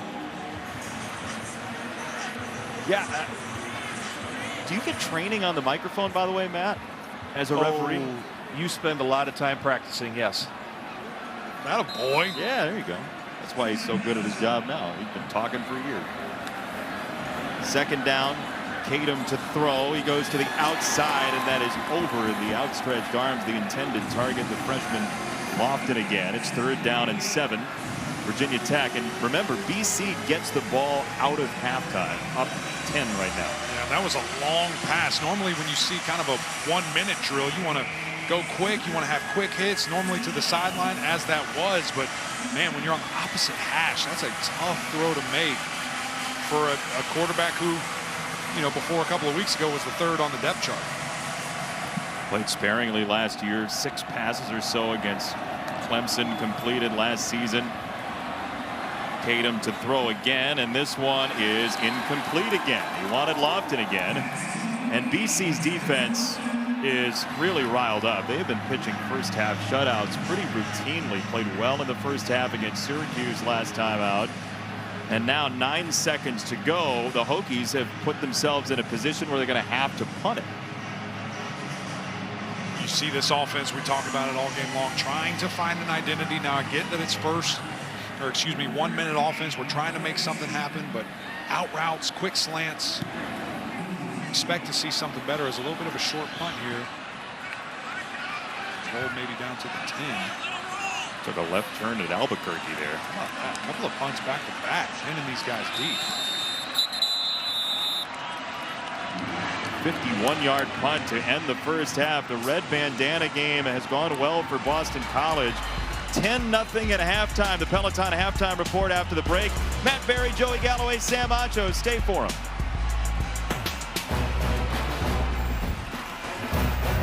Are you ready to start a great career? One, not in this game.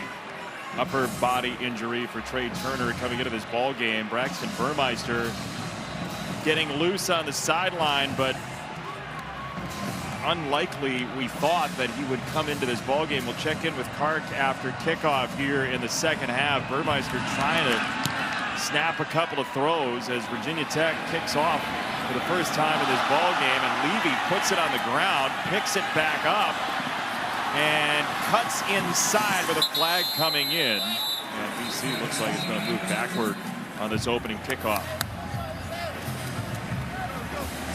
During the return, holding, receiving team, number 26. Half the distance to the goal for the spot of the foul. First down. Paul Carcaterra downstairs. What you got? Yeah, well, Jason, Justin Fuente just said moments ago he does not expect Braxton Burmeister to play in the second half. We'll still have his pads on and see if he can go. But I just spoke to Jeff Hafley, and he's thrilled with Phil Jurkovec in terms of his play. He thinks because of the time off and only playing in that second game of the season with that long wait to play in this big game in the Red Bandana, he thinks he's making plays with his feet, and he's changing the way that the offense is playing, and Virginia Tech has to respect the ability of Phil Jurkovec to make plays outside of the pocket. I asked him about the difference between the regular snap and the shotgun because of the hand injury. He said, listen, we have to run our offense. Our offense is our offense. Defensively, he's thrilled. I mean, they've held Virginia Tech to 3 passing yards. There's no question about it. Phil Jurkovec, a different piece of this offense. Need to see the passing game start to really come alive. A couple of key drops, a great interception by Virginia Tech that eventually gave it right back. But both these teams defensively playing a fantastic game.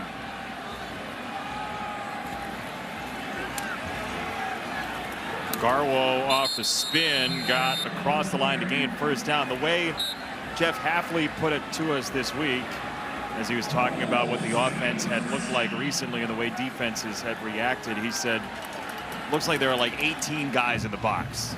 And so Jurkovec loosens that up a little bit. He absolutely does. I mean, you have to respect what his arm could be. You have to respect the fact that he can air this thing out and be a fantastic quarterback, and that makes you put people in space. Jurkovec with time. He launches down the field and beautifully over the shoulder, Zay Flowers. And that is exactly what has not been a part of this Boston College team for these last 4 weeks. And you see just a great protection, a great job giving their quarterback time. Really love the hand fighting right there by Zay. He might have extended that arm. I think both guys being physical, the referees allow it to go. A great catch, concentration, pull it in. I'd say Waller grabbed him first. It looked like it. I mean, it looked like both guys were fighting. I think that's why we didn't see any flag there. 46-yard play. The longest before that today for BC was 17.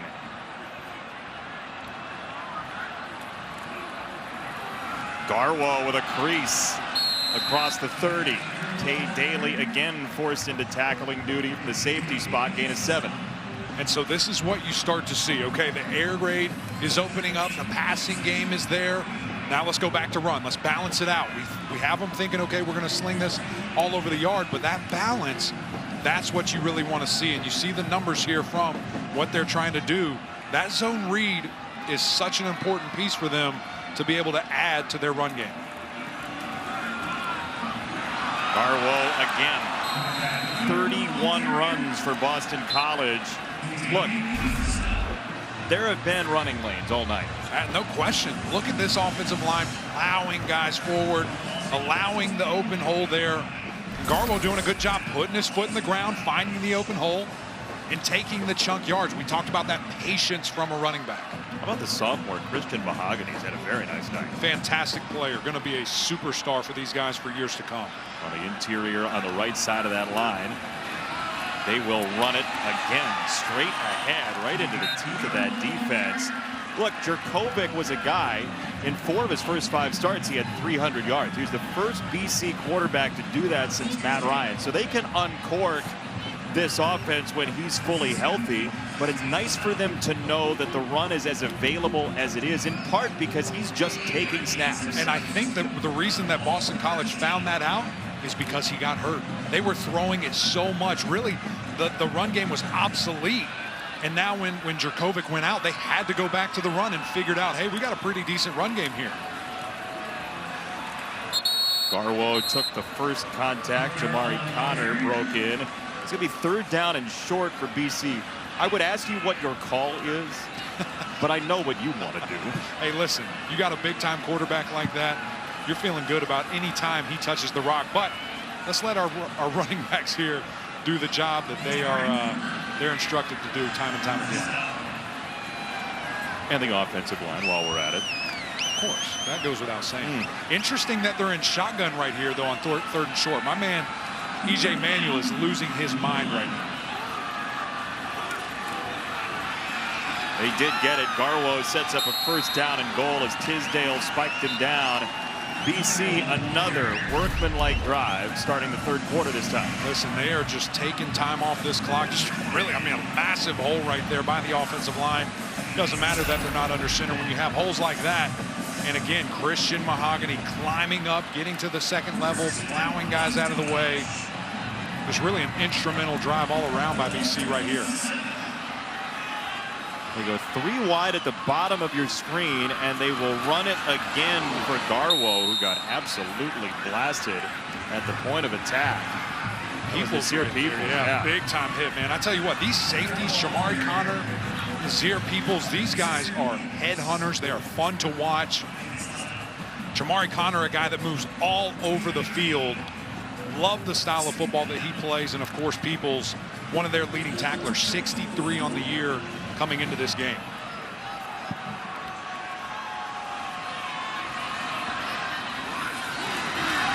Again, Garwo, and it's 3rd down and goal. Here's a guy in Garwo who broke Steve Slayton's record at their high school in the state of Pennsylvania.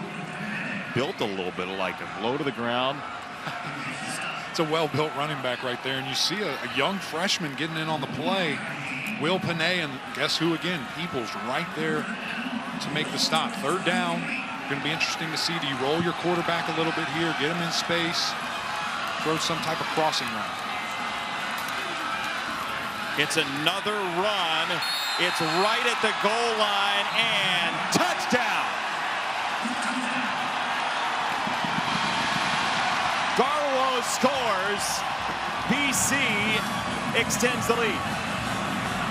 We had a little bit of referees going back and forth there, but the white hat, he said, no, we're in there. That's a touchdown.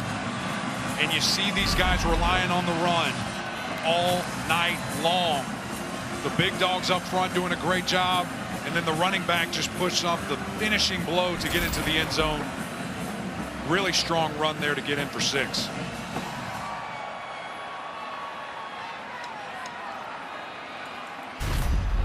Ruling on the field is a touchdown. The previous play is under further review. Okay, so the call on the field is touchdown. You need indisputable video evidence to overturn this call. Now, the near side officials said 4th down. The far side officials signaled touchdown. Matt Austin, what do you see? Our rules expert at home. Matt, what do you have?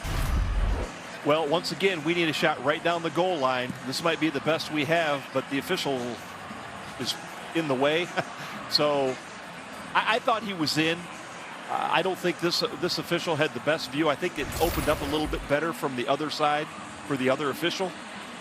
But, you know, you can't call him in if you don't see him in. I like that. Yeah, you can't call him in if you're not seeing it. To me, it looks like we clearly are crossing there. Now, we can't see when the knee goes down. But as you pointed out, what was called on the field, it has to be indisputable. And it just looks like there's too many things going on in the way, but it looks pretty clear that he's in. Now, there is a knee down there, Matt. We do see that he was not on top of a pile of players, that there is a knee down. Could you piece this together possibly and come up with an overturn? Yes, you certainly can. Originally, when they first came up with the replay, you could not. You had to have everything on one view, but now they allow the networks to do a split screen. So where's the knee, and then where's the ball in the other screen? So if that's available, that would help. Codes. Yes. But I just don't see anything that you could overturn. So it's either a touchdown or it's 4th and goal for Boston College. You would imagine if it were 4th and goal, they would go for it. You think there's any question over here? Well, I'm not going to ask. You're going for it. Yeah, if you need a yard. Now, here's another look at it. Watch and see where the ball is. After further review, ruling on the field stands. Touchdown. Yeah, stands is the right call there, Correct. Considering what Matt said. We were talking about play stands is called. BC 10 runs, 1 pass, 93 yards down the field, even after a special teams penalty drove them back on the opening kickoff. And you really saw the balance from Boston College on that drive. You saw the big-time pass, something that has been missing from this offense for quite some time. Virginia Tech having to respond here when they get the ball back on offense. Litton's extra point is good. 17-0 Boston College at home over Virginia Tech in the Red Bandana Game. On a joyous Fansville by Dr. Pepper. By the power vested in me by the city of Fansville, I now pronounce you fan and wife. Natalie drops back into the pocket. It's a 3-step drop. Trish is wide open. Here comes the throw. Oh, Becky with the pick. Holy mackerel. When you take a look at it, see that full extension by Becky? Let's go back to the action. Oh! At this point, it's anyone's bouquet. Up next, the garter toss. Dr. Pepper, the one fans deserve. You have 3 burgers. You sharing, you eating all 3. No, I'm eating them all. You wouldn't share your burger with me. Not this burger. The burgers you make at your house? Yeah, we can share that. That's no problem. Sonic garlic butter bacon burger. What if I'm hungry? Absolutely not. I just got my cashback match. Is this for real? Yep. We match all the cash back new card members earn at the end of their first year automatically. Whoa, I got my money. Sorry to contain yourself, isn't it? Uh-huh. Well, let it go. Woo. Get a $1 for $1 match at the end of your first year, only from Discover. What is this? Is that a hairball? They're everywhere. We have a cat problem. Gentlemen, the Heisman House is getting a dog. Go show those cats who's boss. Well, that didn't work out well. Team, it's been a grind, but I think I've aged you well. Some might say perfect. Who's ready to show 'em who's the cheesiest? I woke up feeling the cheesiest, coach. Cheez-It, official sponsor of the college football playoff. I remember the extra ranch. Good. Let everything else go. What else? Picking our child up? Cool. I will be right back. You know you want that sauced and tossed Wingstop, and now try it on crispy thighs. Hey, I can tell you're a fan. Lucky for you, nothing keeps you connected like AT&T 5G. 5G, huh? Is that fast? Oh yeah, it's fast. And is it reliable? Definitely is. What about secure? Oh yeah, it's secure. Love it. How many of those you got? I don't know. You're very good at whatever this is. You flatter me. It's not complicated. AT&T 5G is fast, reliable, and secure.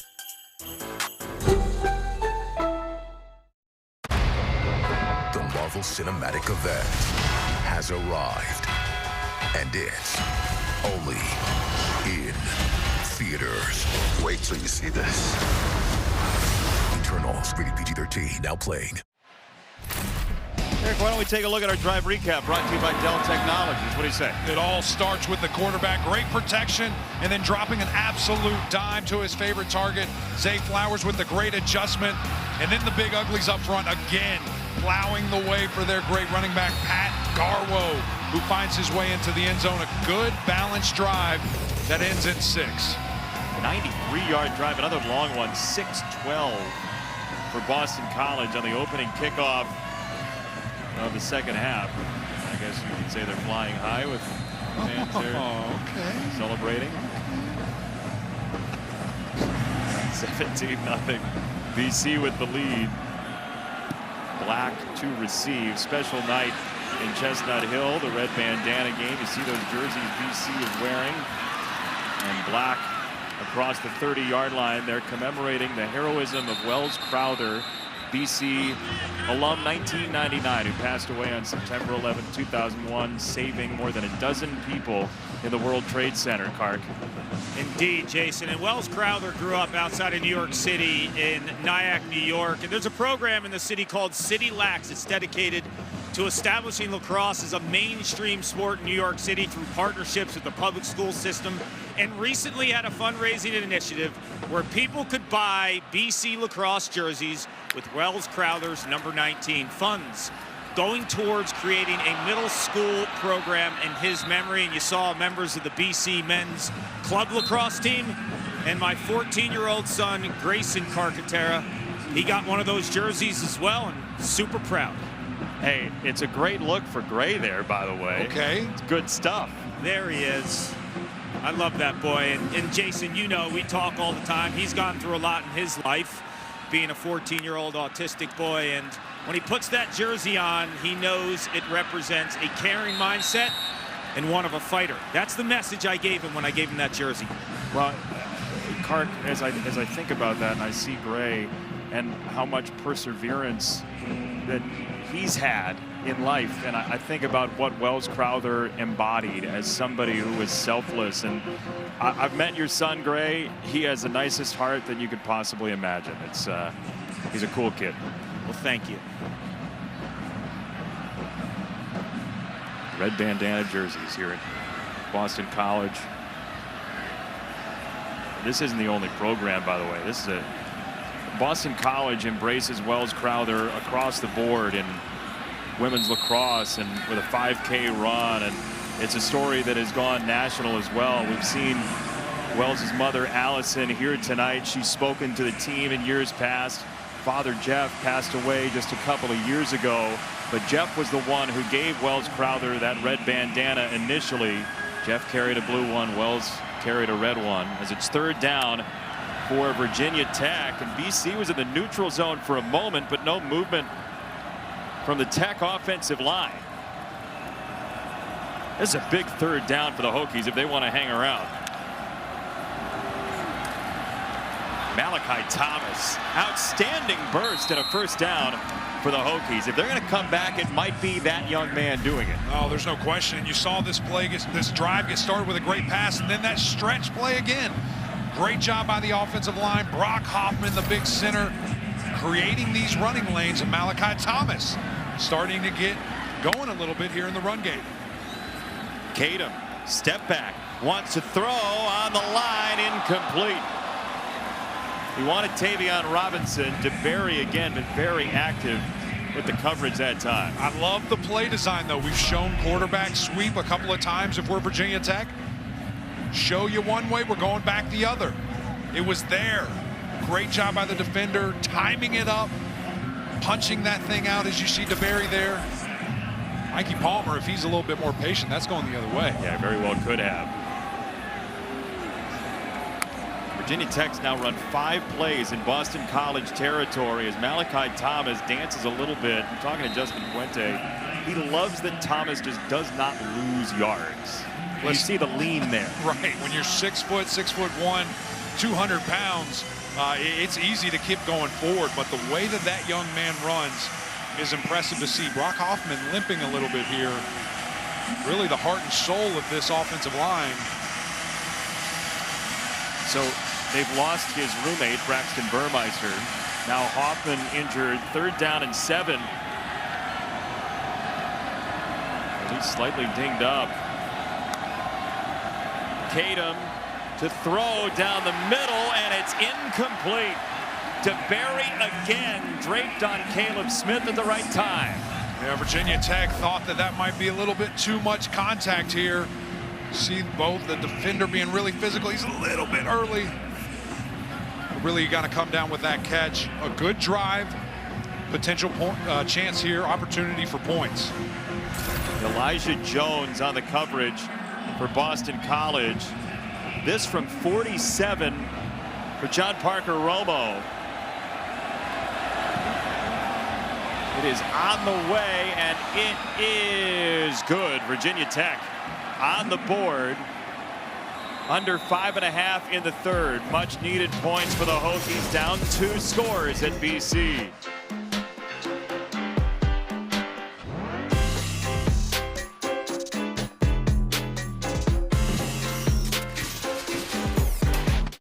When you spend all year serving others, when you lead by example, you don't just land on the nice list, you get rewarded by becoming the top brand in new vehicle quality in the automotive industry. Celebrate all the good you've done this year at the Ram Black Friday sales event. Shop and buy online with Ram eShop, where right now get 0% financing for 72 months, plus no monthly payments for 90 days on the 2021 Ram 1500 Bighorn.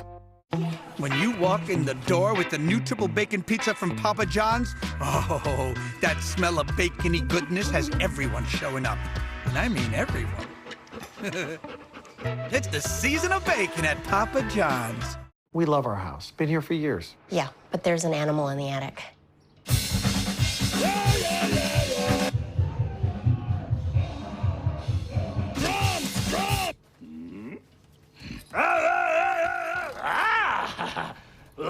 At least Geico makes bundling our home and car insurance easy. We save a lot.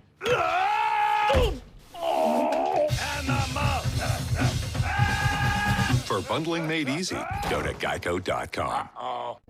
If Philly Garcia didn't have the fighting spirit to drive his ambition, he never would have left home for LA with only his car to sleep in. If he listened to those who rejected him, he never would have sold that car to pay for his dream. And if he lacked the will to improve his craft, he never would have made a name for himself, lining up some of the biggest names in pro sports. That's the fighting spirit.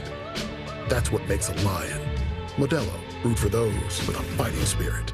You can go big, or you can go big. Bigger fries, bigger drink. Just 80 cents more with any meal. Only at Zaxby's. And see Ghostbusters Afterlife exclusively in movie theaters. What's strong with me? What's strong with me? What's strong with me? What's strong with me? What's strong with me? With me. With me! What's strong with me? What's strong with me? What's strong with me? Me. With me.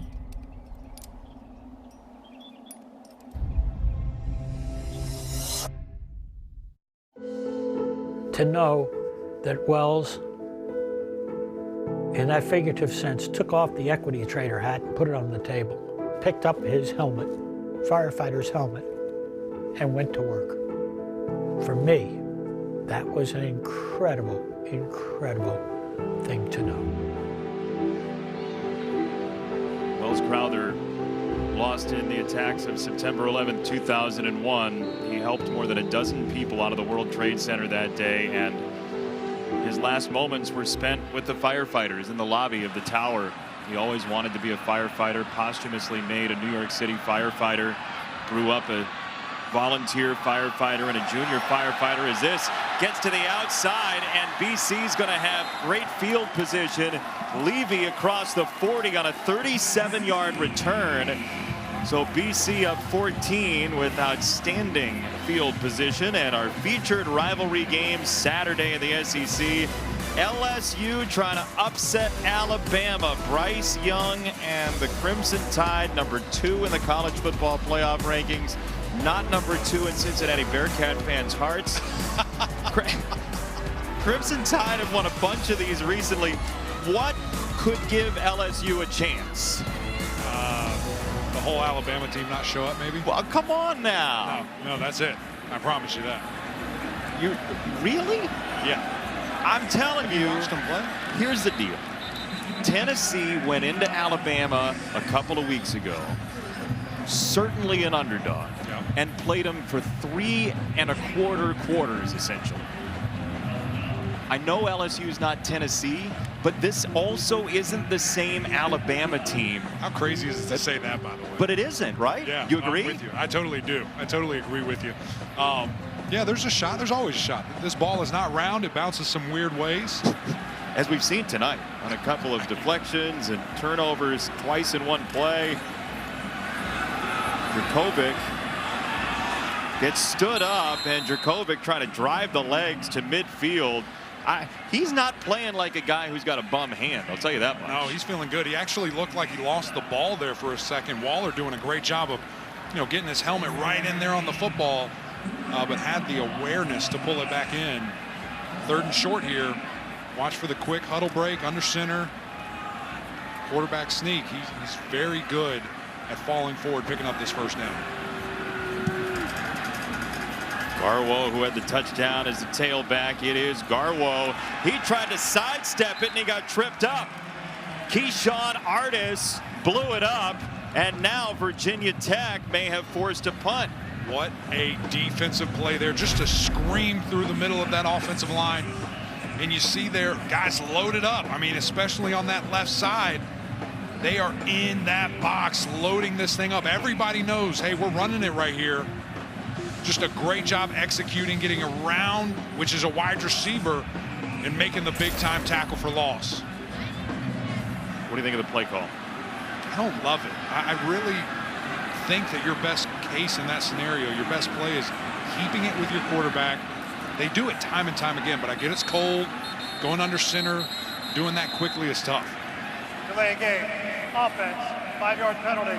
4th down. As an offensive lineman, what do you think of how much shotgun we see in the college football game? So I'm actually cool with it. I like being fast. I like the spread. But as I mentioned earlier, some of my guys don't like it.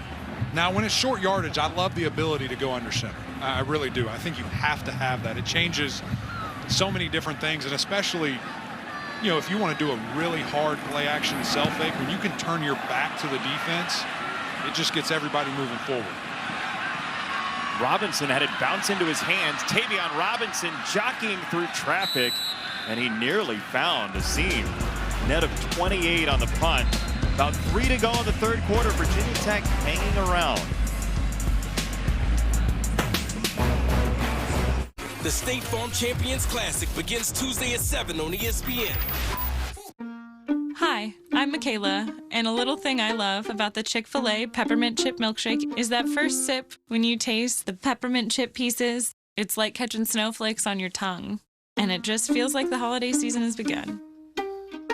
Hey, my name is Chandler, and a little thing I love about the Chick-fil-A Peppermint Chip Milkshake is the little pieces of the peppermint that you get. It tastes like it's just the top of the line peppermint. For me, no milkshake is topping the Peppermint Chip Milkshake. Just know it always starts with a spark, a light in the dark, a beat in your heart, unbreakable.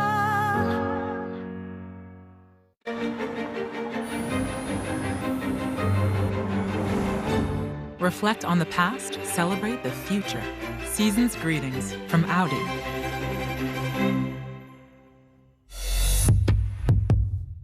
Welcome to Allstate, where we've just lowered our auto rates.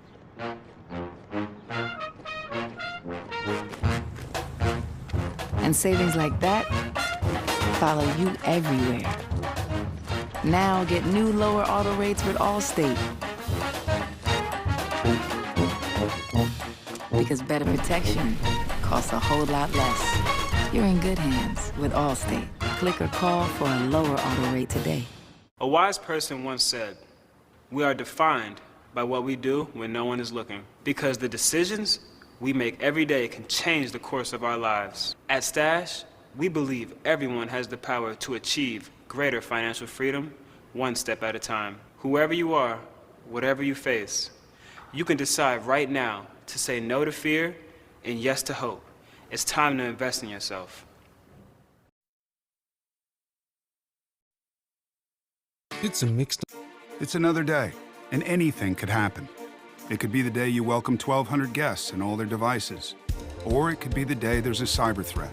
Only Comcast Business's secure network solutions give you the power of SD-WAN and advanced security integrated on our Active Core platform, so you can control your network from anywhere, anytime. It's network management redefined. Every day in business is a big day. We'll keep you ready for what's next. Comcast Business, powering possibilities. Life is better with music.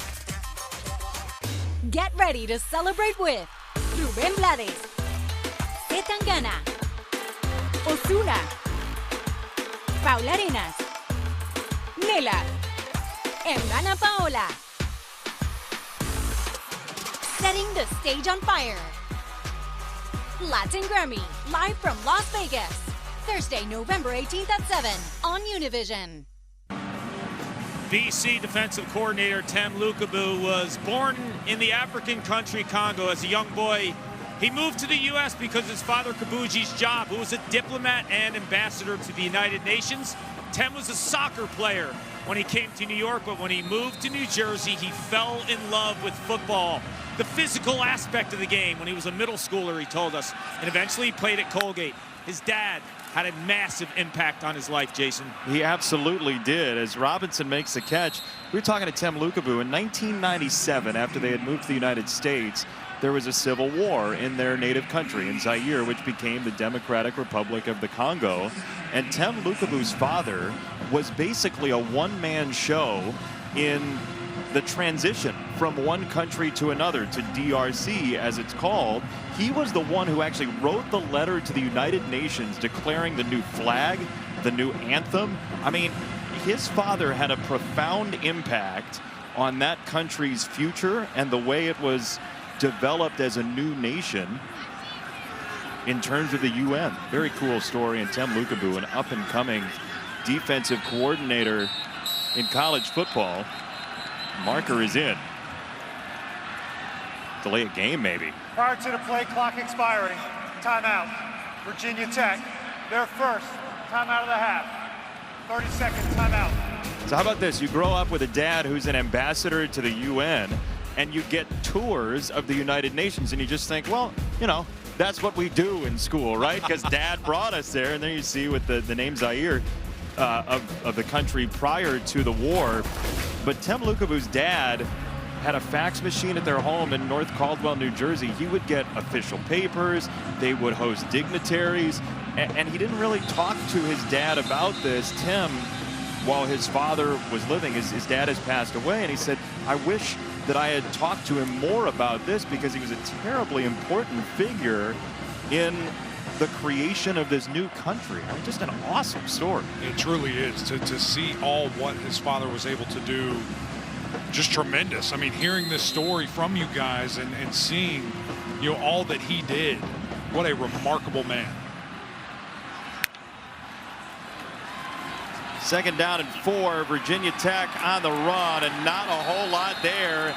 Another run stuffed by Vinny DePalma. He just drove that all the way back to the old Sunshine Cab Company on Blackshear. Looked like there might have been some room here for Blackshear to be able to cut it inside. There's a D lineman there. Just really great pursuit and a great play by Boston College, scraping over the top of the offensive lineman. A defensive end plugging where that cut I thought might have been there. Just a great job by BC. There's the tight end Dulius in motion. Down goes Kadum. Blitz from the defensive backfield.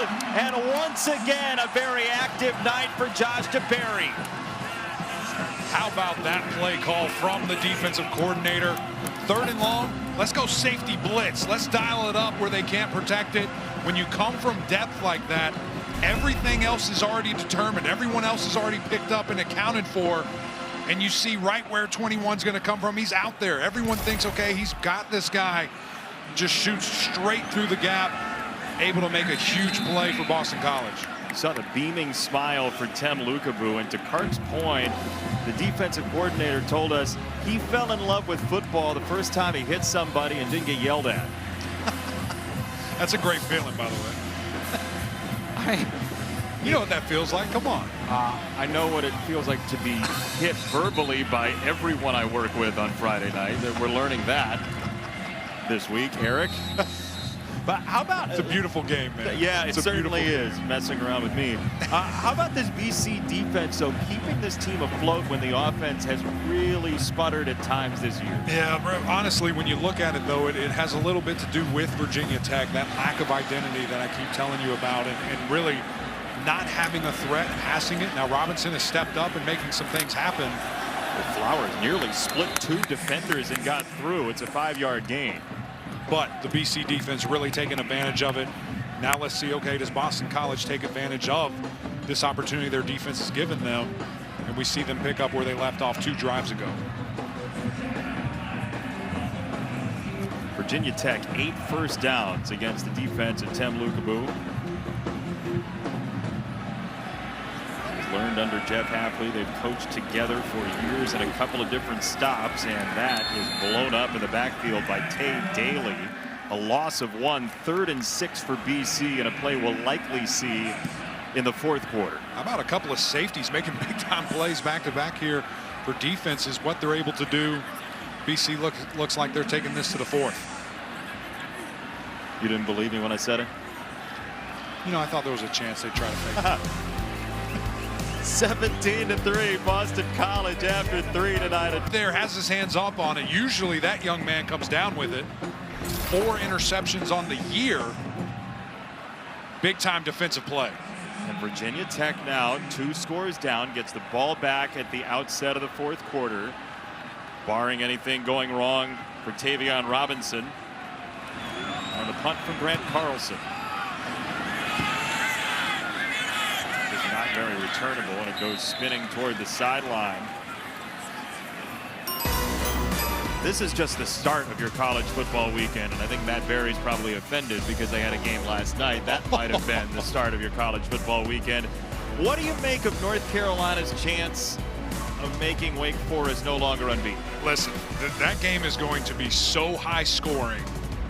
You can just take it there. I mean, both these quarterbacks, Sam Squared, Sam Hartman, Sam Howell, We saw Wake Forest in a basketball game. You're going to see another one right here with North Carolina. Well, that Wake Army game a couple of weeks ago was just insane, as DePalma could not bring down Malachi Thomas, but he was tackled by Steele, the freshman linebacker. Being out of Raleigh, you would imagine he would watch that game tomorrow, North Carolina and Wake Forest. I would think so. State loves college football. Not It's South Carolina. a big basketball, right? That's or football. true, too. Is it football or Both. basketball? Both. Thank you for asking. Second down, 7. Virginia Tech. Braxton Burmeister out due to injury. Knocks Tatum to throw past the second level, and he did get it there for Tavion Robinson across the arms of Palmer, gain at 22. Robinson really stepping up huge here. Love the action from the quarterback. And then almost a dangerous throw right there, right over the defender. The concentration from Robinson to pull that one in. If that throw is not on the money, it might get picked off. And now Tatum goes split out. Malachi Thomas in wildcat formation, and he does have the corner down the sideline. It just nearly stayed in bounds right around the line of game. Interesting play call there from Puente and Cornelson. Yeah, whatever it takes, man. You love to see the creativity from these offensive coordinators. Malachi Thomas, we've seen just right now why this Virginia Tech team loves this young man, why they've been going to him time and time again. You see the power, you see the speed. Well, Cetus Smith, his left guard, talked about him this week. He said he is just an egoless young man. We tell him something, he takes it in, he applies it later, sort of stores it up for game time. From a town of less than 5,000 in Hartwell, Georgia, Malachi Thomas. And once again, they go that direction across the 30. So now Virginia Tech's defense has kept them in play here in this ball game with under 13 to go. Great to see just all three phases coming together, really being big. Malachi running off the field here. Shoe fell off. Young man comes back in. Blackshear, keep this run game going. Rely on those big nassies up front. Luke Tenuta, a guy who is finally back from injury. Smith, Hoffman. Tatum on the roll, has the tight end Gallo down the edge, and he's out of bounds right around the 10. So now we're setting things up. Okay, we have the run. We're running. Now we're going to go across the line of scrimmage, back across the play. A little tight end back in the flats. Those linebackers' eyes were in the backfield. Great play calling on this drive. First time in the red zone for Virginia Tech, and clearly their best drive tonight. Blackshear still in. There is a first down available, and flags come in. Virginia Tech. Ball starts. Offense. Number 68. 5-yard penalty. First down. It's Caden Moore, the freshman out of Bethlehem, PA. Third false start against Virginia Tech, Eric. And that's tough, especially when you have a freshman jumping right there. We've got a great drive going. We're figuring things out, and then we shoot ourselves in the foot. What happens most often to lead to a false start? You think you hear something that you don't. Somebody moves quickly. There's a couple of different triggers that you really just catch your eye for something that you think you hear. Tatum, fake the toss, goes to the end zone looking for Robinson, and incomplete. Jones had the coverage. He had a play on the ball. Second down. Yeah, almost a really dangerous throw here. Again, selling the pitch. You've got a wheel route from Blackshear.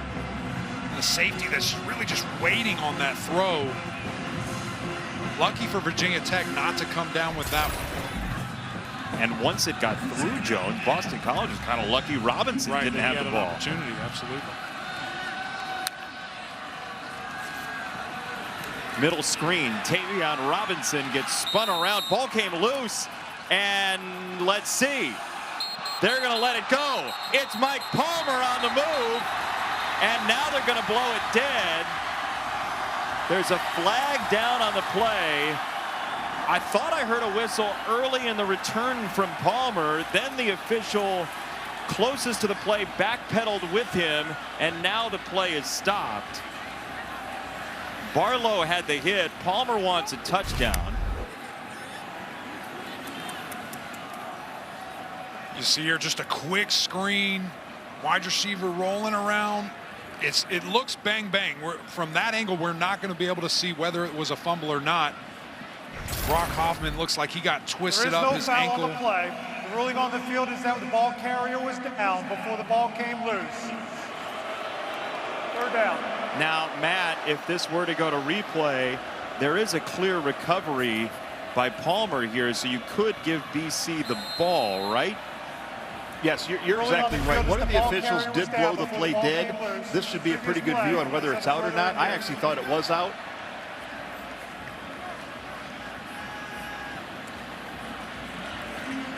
Let's see, that forearm might be decisive. We'll check on it when we come back. Right now, Virginia Tech ball.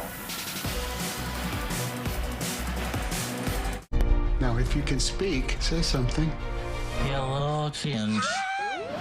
If we don't go before that storm hits, we'll die. Let's get this show on the road. I am okay.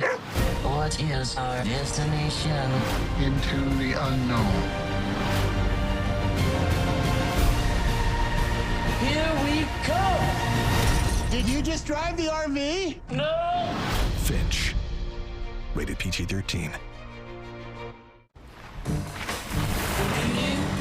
coming home, baby. I'm coming home now, right away. I'm coming home, baby. I'm sorry now, I ever will. The ride of your life is closer than you think. For the first time ever, buy your new car entirely from home with Nissan at Home. Delivered direct from dealer to driveway. I'm coming home now real soon. One crispy Kentucky Fried Chicken sandwich for you. And a delicious crispy spicy one for whoever needs a little kick in the keister. Get the Kentucky Fried Chicken sandwich in classic or spicy for just $3.99. It's finger-licking good. It's a great time to get Domino's, because right now, if you order online and carry out with Domino's Carside Delivery between 4 to 9, you'll get 49% off all menu price pizzas. See what we did there? With the 4 and the 9? Kinda funny. Get 49% off all menu price pizzas for a limited time only. I am the greatest woman of all time.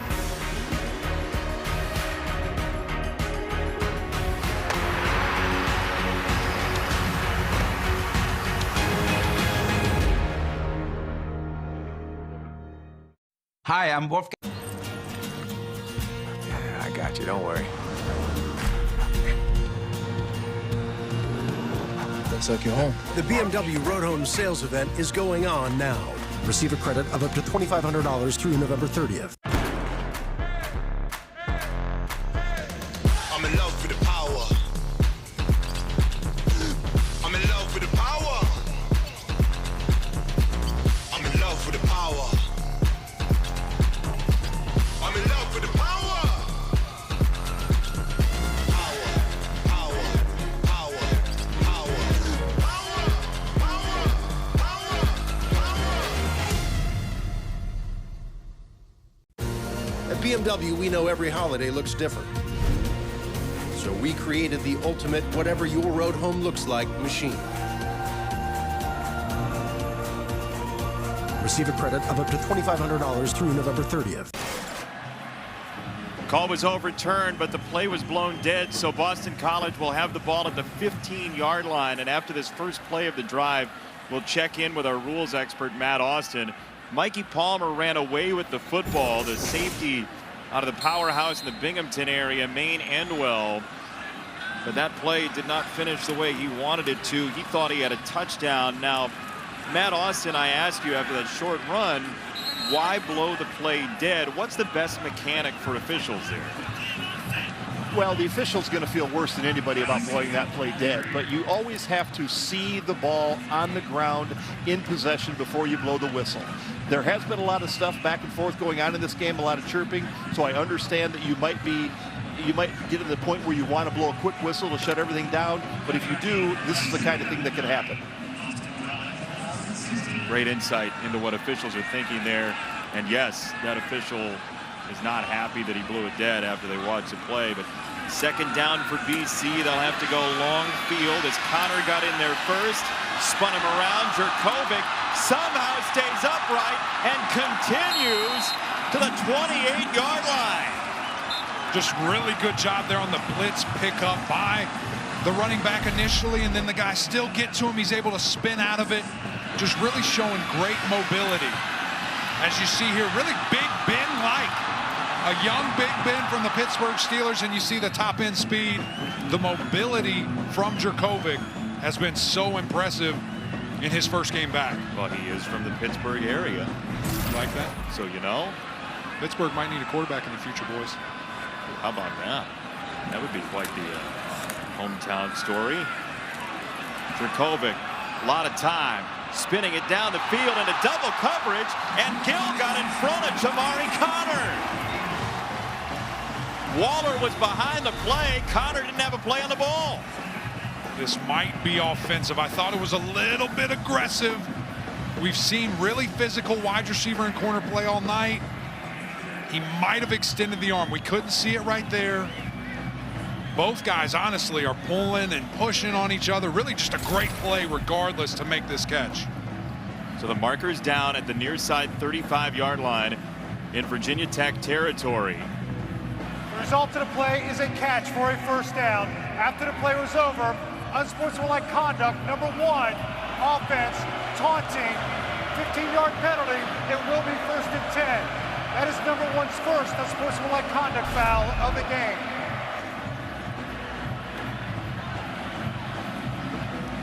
In the NFL, it's definitely taunting. In college, you don't know really what he says. Coach isn't happy about it. Certainly some excessive barking, but a great play to come down with that catch. If I'm reading lips properly, Hafley said that's terrible. He said that a couple times for sure. He is not happy with it. So it's a net of 20. It is a 1st down and 10. It was post-play.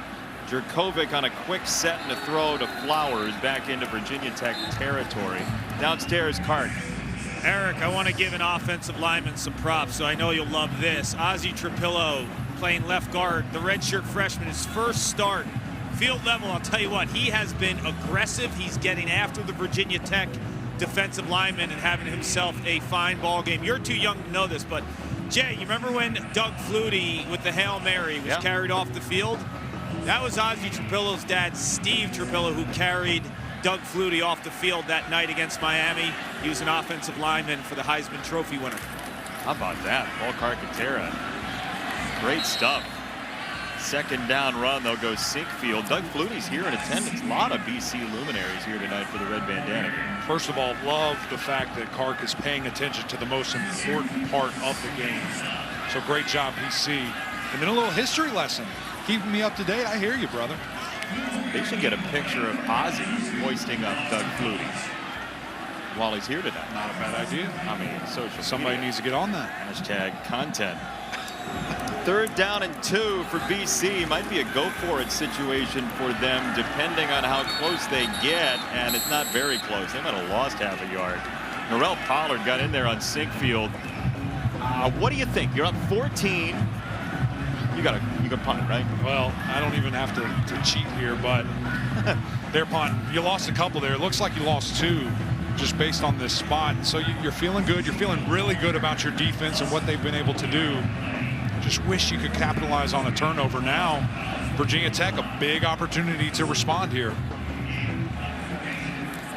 They would love to get a returnable kick for Tavion Robinson.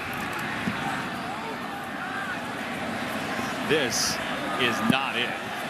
It lands right around the 10. Tremendous work by Carlson. Virginia Tech's had a long way to go. 37-yard punt, no return. BC by 14. This holiday season, give your family the gift that keeps on going. Our very own Energizer Bunny? Energizer Ultimate Lithium. The #1 longest lasting AA battery. Pass the pants. Share the shirts. Hand out the hats. Fork over the flannels. Deliver the denim. And bestow the briefs. Gift the whole gang. And load up on all of the merry you can carry. Only at Duluth Trading. America! After the past year-ish, everyone deserves something new. So, AT&T is giving everyone our best deals on every iPhone, including the iPhone 13 Pro with its amazing camera, like everyone that worked from home or welcomed a new family member. They're all the dogs. Our deals are for everyone. It's not complicated. AT&T is giving new and existing customers our best deals on every iPhone, including up to $800 off the Epic iPhone 13 and iPhone 13 Pro.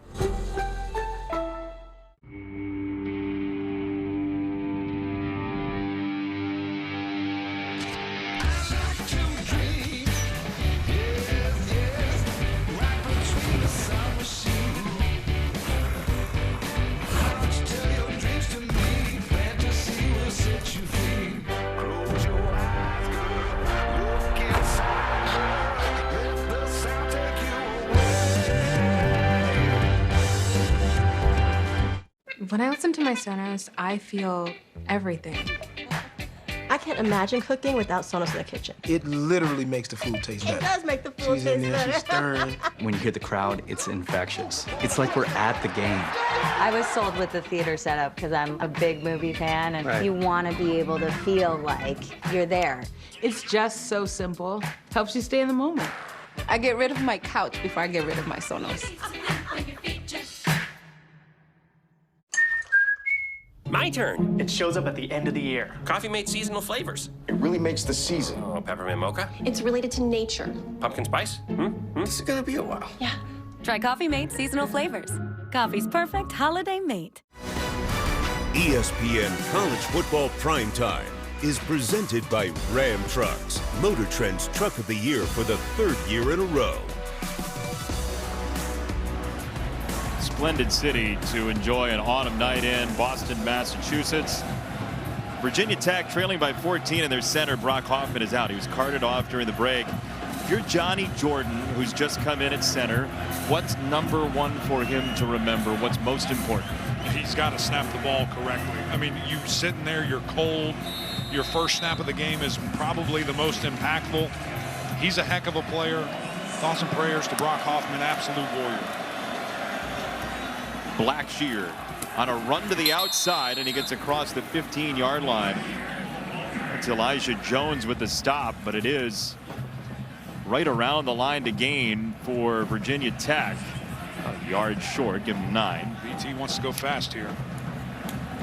They almost have to. Moving down to 7 minutes left, and Virginia Tech has not scored a touchdown in this ball game. 216 total yards before that 5-yard run. Having to see balance, you're going to have to throw the football. Time is not your friend here. Platoon swap here for Boston College. Yeah, they substitute a number of guys. Barlow, one of the defensive linemen who just came in. Again, Virginia Tech on its second quarterback of the day. Play action on the jet sweep. They go to the tight end. This is Gallo, and Nick Gallo with a flag down behind the play. And let's see what the marker is at the 31. That might be blocking in the back, blocking back towards the play, the line of scrimmage. You can't do that.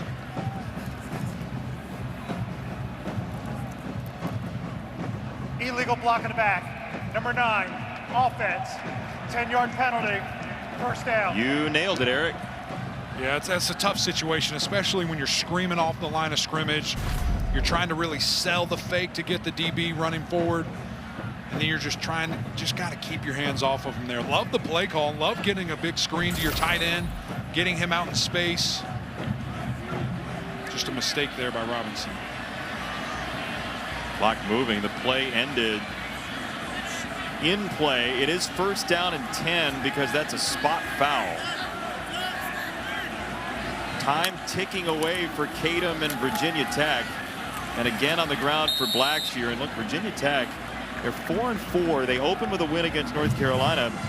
They hadn't missed a bowl game since 1992. Last year, they did not go to a bowl game in Justin Fuente's 5th season. This is 6th now. This is a big game. They close with quite a few games on the road. And they surely do, and maybe that's not too much of a bad thing, honestly, when you see these guys just not being able to find ways to win at home. We had the privilege of going to Lane Stadium, an unbelievable environment. But for whatever reason, these Hokies just haven't been able to get it done at home. 4 of 5 on the road to close the year. De Palma stopped Blackshear, 3rd down. You see here, good job by the offensive line, but a little leakage and really just running into the back of your left tackle there. We've got to throw the football for Virginia Tech. That clock is ticking, ticking, ticking away.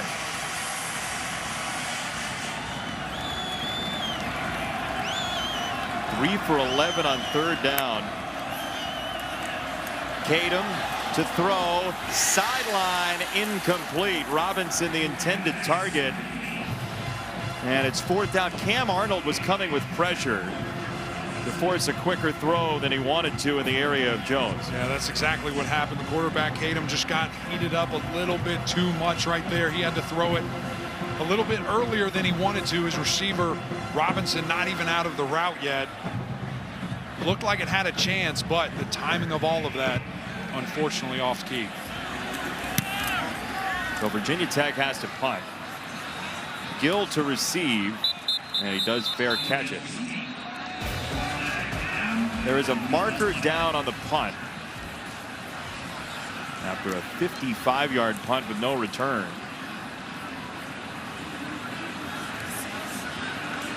Illegal formation, kicking team. More than 4 players lined up in the backfield. 5-yard penalty will be added on to the end of the kick. 1st down. Timeout. Quick math, net of 50.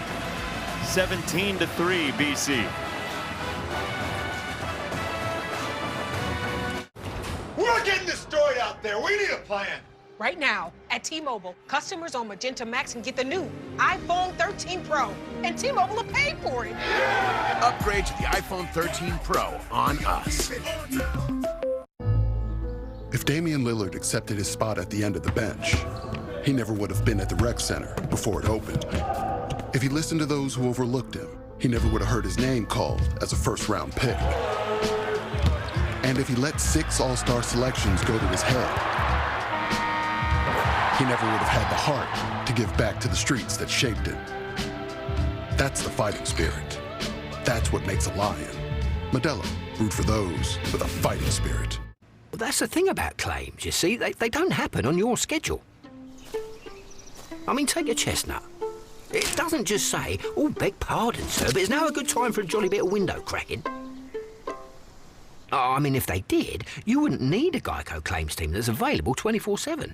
Well, near as I can tell, chestnuts don't talk. Or maybe they're just really quiet. Geico, your claims team is here for you 24/7. Well, got things to do, Mr. Chestnut, so...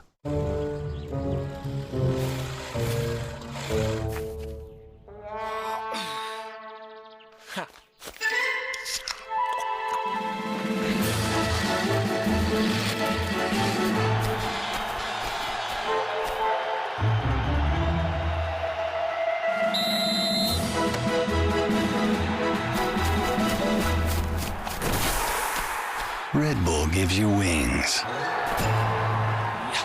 Only Wendy's serves a better breakfast with a better biscuit. A hot, buttery treasure loaded with a fresh cracked egg, cheese, and sausage or bacon. And to top it off right now, they're just $1. $1. Now there's no reason to go somewhere else. Choose wisely. Choose Wendy's. Team, it's been a grind, but I think I've aged you well. Some might say perfect. Who's ready to show 'em who's the cheesiest? I woke up feeling the cheesiest, coach! Cheez-It, official sponsor of the college football playoff.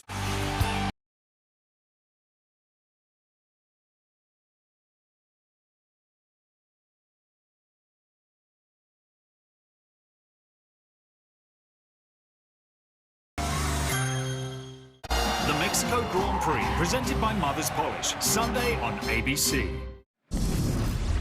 Jason, earlier you mentioned BC women's lacrosse, and after 3 straight heartbreaking trips to the national championship game, BC women's lacrosse hosted the school's first national championship trophy in lacrosse this past May. Head coach Acacia Walker and her team get their championship rings this weekend.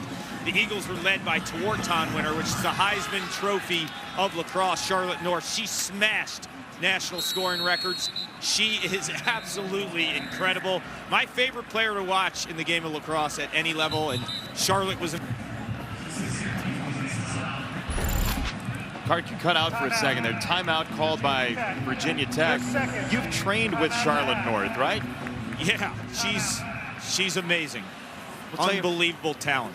An innovator. We'll tell you more about BC women's lacrosse. We'll see if BC can salt it away when we come back. When you spend all year serving others, when you lead by example, you don't just land on the nice list. You get rewarded by becoming the top brand in new vehicle quality in the automotive industry. Celebrate all the good you've done this year at the Ram Black Friday sales event. Shop and buy online with Ram eShop, where right now get 0% financing for 72 months, plus no monthly payments for 90 days on the 2021 Ram 1500 Bighorn. The best thing to order is when you are sitting at soccer practice, order it through your phone while you're sitting there, and then you go and pick it up. But you're much more of a planner than me. I am. And that's what I love about you. Yes. You know, I'm not that prepared. It's more seat in my pants. Welcome to Allstate, where we have all new lower auto rates.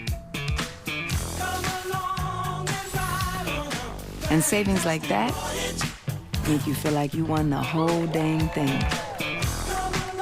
Now get new lower auto rates with Allstate. Because better protection costs a whole lot less. You're in good hands with Allstate. Click or call for a lower auto rate today. What's strong with me? What's strong with me? What's strong with me? What's strong with me? What's strong with me? With me. With me! What's strong with me? What's strong with me? What's strong with me? Me. With me.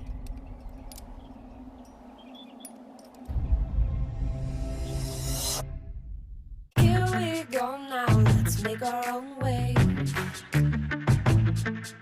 Now is the time and we'll make it okay. We can make our own way. When you get a chip in your windshield, trust Safe Light. This couple was headed to the farmer's market. When they got a chip, they drove to Safe Light for a same-day repair. And with their insurance, it was no cost to them. That's service the way you need it. Safe Light Repair, Safe Light Replace.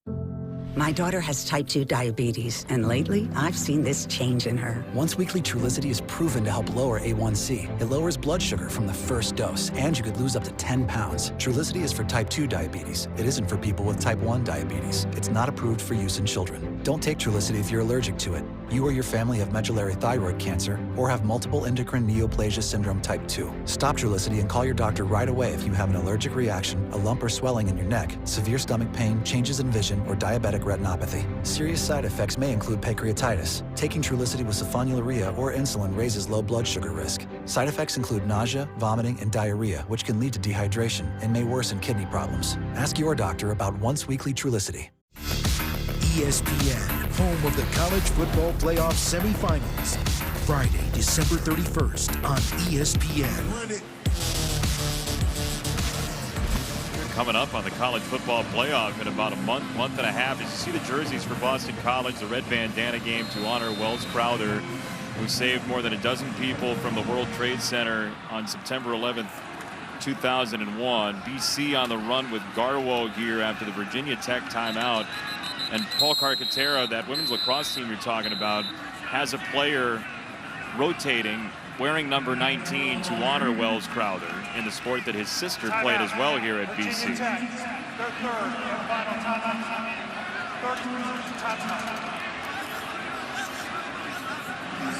Virginia Tech uses its last timeout. You know, we were talking about it leading up to the game, Eric. This is one of those nights where you come into the stadium and there's just a different energy and a different sense in your mind as you think about what this game does for the soul. What it symbolizes, what it means. It's been so evident tonight just to see how these guys are playing. Truly an honor to be a part of something so special that, you know, since 2014 I've been watching from afar, and now to be right in the middle of it Just truly a blessing for us to be able to cover this and to just see what that young man not only did that day, which is nothing short of being a hero, but what he means and how much inspiration he has still given to people on a daily basis.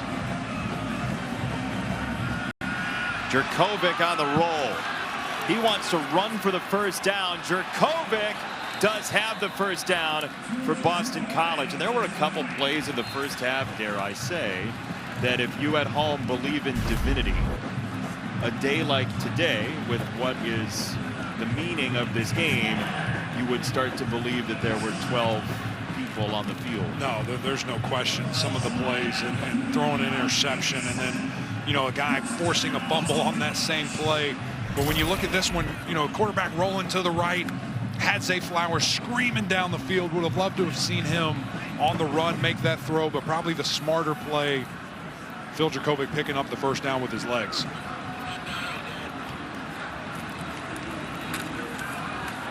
Garwo driving the legs. There goes the pile. Look at the big one. A ramrod. The balance, the power. Man, you love to see that. That'll get you fired up. No, you love to see that. This season, I do too. Along with their contributions to university's general scholarship funds, for every field goal and extra point made, All-State will also be donating to the American Red Cross to help with disaster relief efforts. Thank you, All-State. 27 carries for Garwo. What are you thinking as an offensive lineman as that pile starts to unhinge and move? Man, you're thinking of off-season workouts, summer workouts, all those squats, all those power cleans. Get your guy going in the right direction. You love to see that. Might as well feed him again. Boston College over 225 yards on the ground. Now the question I have for you is, BC 4-4, where do they go from here with Jurkovec back the last couple games of the year? I think only up. I mean, this young man is such a difference maker for this team, for this offense. But one thing that I keep going back to and I keep thinking about, Jay, is just you look at this running attack. You look at what they're able to do, and if Phil Jurkovec does not go out, do they ever even discover what Pat Garwo is able to do? They were so reliant on the run for these last, 4-5 games that they had to figure something out, and this young man has truly emerged. Garwo again, you see the agility and the footwork. It'll be third down. Virginia Tech out of timeouts. Don't forget, 7 Eastern, 4 Pacific tomorrow night, Alabama and LSU. Loaded day of college football. North Carolina, Wake Forest at noon, then all the way nightside, 7 Eastern time, Alabama and LSU. You think Alabama is going to win big? I don't know. Runaway style. Tell me to run away? Maybe. Alabama. I think Michigan State might be in trouble tomorrow at Ross 8. Listen, Purdue, they love these opportunities. I tell you what, if there was a number 2 by Michigan State's name, upset all day long. About the vision by this young. Got another first down, and that's going to do it. How about this? Boston College, beginning of the week, nobody knew except maybe some people in the program that Jurkovec might come back. And Phil Jurkovec, who was out as of game number 2 against UMass, returns, and BC does enough. Thanks in large part to the defense, too.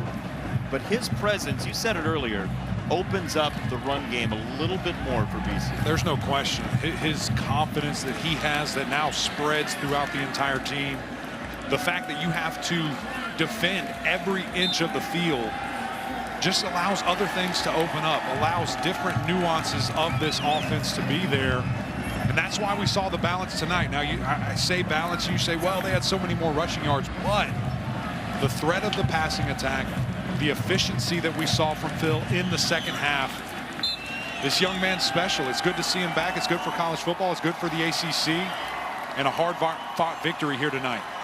The first time they did the Red Bandana Game, Boston College had a huge upset over USC. This is a game that BC needed to make its season feel right. They had lost 4 in a row, and they get some big plays from their defense. This is my time. No matter what, we got to play our best ball at the end of the year. this is my time.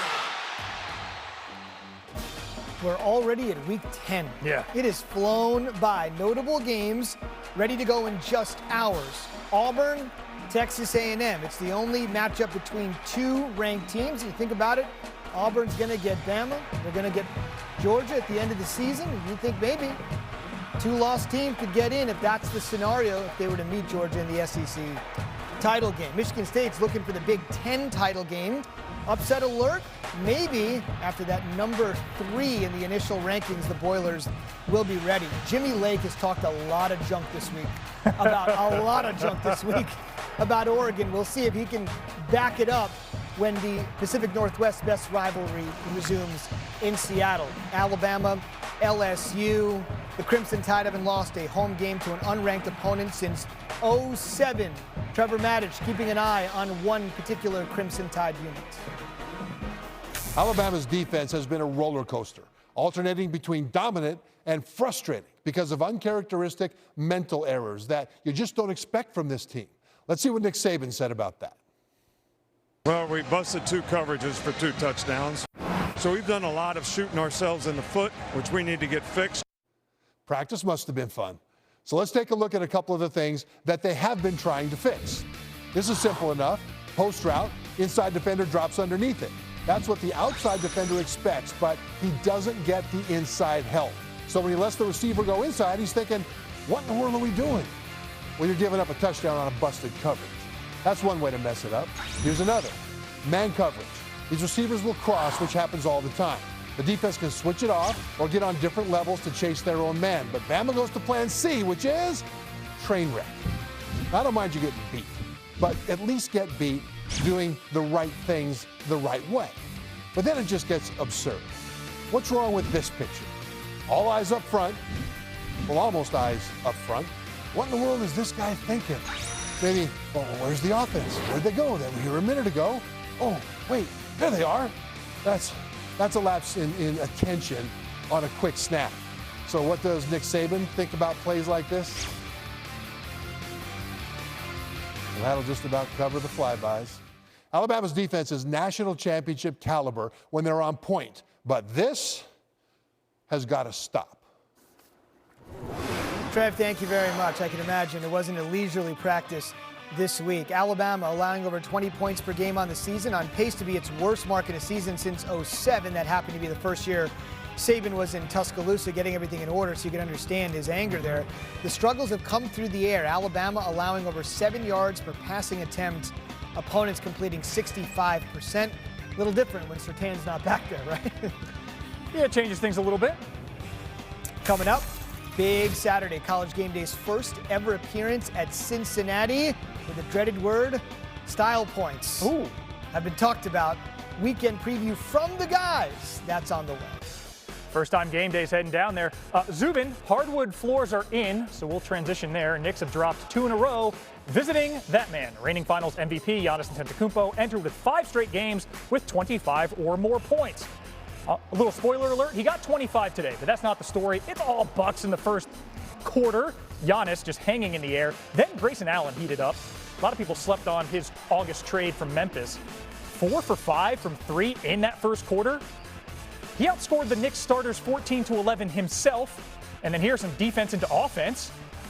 End to end, Allen with the slam. Bucks dominating. They're up 19 after 1. Can pop it in neutral from there, right? Well, the Knicks entered Friday 8-407 since 1997 when trailing by 20 or more. They were down 21. Somebody had to look in the second quarter. They did. I had to get it into because the guys took all the time. Derrick Rose drives right past an all-NBA defender, Drew Holiday. It was flashback Friday for Derrick Rose. Played all 12 minutes in the second quarter, scored 8 points with a game-high plus 12 in the frame. Knicks cut the lead to 7. The Bucks stop it there, right? At home on a Friday night, Deer District bumping. Well, R.J. Barrett, great finish. Knicks within 4. Now we have a game. Later in the quarter, Knicks down 2. Emmanuel quickly, as advertised. Steele heads the other way to tie the game. Knicks were down 21. They're now tied. So Giannis, we're going to stop messing around. He comes in. Big 34. It didn't make a difference. Barrett drives for the score. Knicks get their first lead with a minute left in the third. Then next possession, Rose, bing bong from 3. Knicks up 5 after 3. 8 minutes to play. The Knicks are pulling away. Rose going after Bobby Portis, local favorite in Milwaukee. Knicks up 11. Later in the quarter, Rose, okay, he did miss in the game, but Julius Randle there on mop-up duty puts it back. Knicks up 12. And then Randle, one more for good measure. He had 32 and 12. Knicks win by 15. An historic comeback. More on that in a moment. Here's Derrick Rose after his 23 and 8. Playing with a sense of urgency, playing together and keep fighting, working the game. And everybody just stayed together, you know. Tibbs played me a lot of minutes tonight. I'm there whenever he needs me, and I just got to make sure I stay in shape. But it comes with trust. The guys trust me to play the way that I play, and I was just trying to push the pace. 23 points for you tonight. You have the second best plus-minus, but the best amongst guys who play heavy minutes on this roster. It's not always about points with you. At this stage of your career, what is it like to be out there just to help the team? I'm a winner, bro. I'm just trying to win. I mean, the team had a meeting the other day. We were just talking about where we want to be, where our goals were, and we want to get further than last year. And it's a great group of guys, man. I'm just following, just trying to lead, be more vocal in the locker rooms, and thank God that we got this win tonight. And how did guys feel after that meeting? Oh, it was good, man. I mean, we don't want to talk about it, but it was good, bro. It was good. Okay, great. And speaking of good, we saw the viral video of young PJ out there. What can we expect in his next game? Man, who knows, man. He got a lot of work to put in. He shows that he's passionate, so I'm just taking my time with him. He got to learn the fundamentals first, get back to the basics, then everything else to come. But I love his mental. He got the mental part of the game already down, and the skills and everything else to activate later on. Derrick, congratulations tonight, and thank you for joining us. Thank you, sir. Guys, back to you. That was a character win for the Knicks, and what a comeback. Zubin, they trailed by 19 after the first quarter, and I had to confirm with our SIG guys that this is true. The Knicks are the first team in the shot clock era, which goes back to 1954, to trail by at least 19 points after the first quarter and win by 15 or more. It had never happened before this game. That's hard to believe. Yes. I feel like I've been at a game where that happened, but they have confirmed it. That's the deal. We'll see. It was a rough November start until tonight for the Knicks. Elsewhere, the Nets and the Pistons. Nets scored just 39 points in the first half. You're looking at that opening minute of the second half. They finally crack the 40-point mark. A lot of people think Durant has been your MVP for the first month of the season or so. There's been a lot of talk about Harden as well. Here's Durant, of course, still playing with Kyrie Irving. Some new news on Kyrie here in a second. And the thing with Harden has been these new rules, Phil, right? Mm-hmm. Where the leg kicks and all that stuff is not going to be called. He's getting to the line a lot less. Some people like the rules, some people don't. Harden still kept it going, as did Durant. Harden actually ended up with a triple-double, so he had a triple-double on Sunday and a triple-double on Friday. And the narrative that he's really struggling is coming to a close. Cade Cunningham, the #1 overall pick, he missed the entire preseason. And the Nets looked like they had this game in command. And then here come the Pistons. Corey Joseph and then Durant with the runner. He had 29 to give them a little bit more breathing room. But here comes the Rook. In the Motor City, they're calling it the motorcade as they want to come. They're trying to build around them. Yeah, the Pistons, you got to try everything, see what sticks, right? And then the breathing room again provided by who else? Durant. Nets would win 96-90, but again, they do so without Kyrie Irving. A little bit more on that in just a second. But first, a little more on Durant, a model of consistency for a team that obviously is playing without 1/3 of their big three. Durant has scored at least 20 in every game this season. First player in Nets history to score 20 or more in each of the team's first 9 games of the season. So the Nets are road winners, but back at home, nothing has changed for Kyrie Irving. New York City Mayor-elect Eric Adams saying on Friday he will not change the vaccination mandate of at least one shot to be able to play at the Barclays Center or at Madison Square Garden. The club already told Kyrie, as you know, that it's either wants him fully in or nothing at all. New occupant in the New York City Mayor's office, but no new development when it comes to getting Kyrie back. Zubin, remember the NFL trade deadline this week? All those jersey edits for former New York native Odell Beckham Jr. on Twitter and Instagram we thought went to waste. Yep. Turns out they have some shelf life. Injuries and relationships have derailed a once brilliant career. Things soured in New Jersey, and in 2019, the Giants traded Beckham for Jabril Peppers, plus a first and a third in that year's draft. Beckham had his moments in Cleveland, but it was his former college teammate Jarvis Landry who stood out the most during Beckham's time there. OBJ caught just 7 touchdown passes in 2.5 seasons in Cleveland, had just 2 100-yard games. So earlier this week, the Browns excused OBJ from 2 days of practice, which came after his father posted a video on social media highlighting when Baker Mayfield didn't throw to Beckham or missed him when he was wide open. So today, the Browns cut ties with the 8-year veteran out of LSU and waived Beckham on his 29th birthday. He can be claimed off waivers on Tuesday, and if he isn't claimed, he'll become a free agent eligible to sign with any team. I haven't put my econ degree to use since college, so why start now? Adam Schefter can explain this as he does here. Today's settlement removes the final 2 years, allowing Beckham on that contract to become a free agent after the season. Any team claiming him inherits his $7.25 million of salary for this year. Only 9 teams outside Cleveland can afford that, absent salary gymnastics. League sources tell Schefter it's unlikely Beckham's claimed, which would make him a free agent eligible to sign anywhere. Kevin Stefanski, what say you? Yeah, I would just tell you we're moving on. It's unfortunate how it happened. I think it's unfortunate for both sides, but we have to move on and put our focus on this game versus Cincinnati. I think this situation was handled the right way on both sides, on their side, on our side. We have to move on. Doesn't mean I'm not disappointed. And, for all of our guys, you want to make sure that you get the most out of them. It just this is how we're going to handle it. And again, I do wish him well. Some numbers that make this breakup a little more amicable. Mayfield and OBJ never fully on the same page in Cleveland. Baker Mayfield's 44 QBR with Beckham on the field, that would have ranked 25th in the NFL since the start of last season. That increased to 65 with OBJ on the sideline, good for 9th in that span. Aaron Rodgers speaks out about why he did not elect to get the COVID vaccine and why he says he did not lie when he said he was immunized. Compelling audio ahead on that topic. Sports Center, brought to you by Peloton. Get the original bike, still at the best price ever.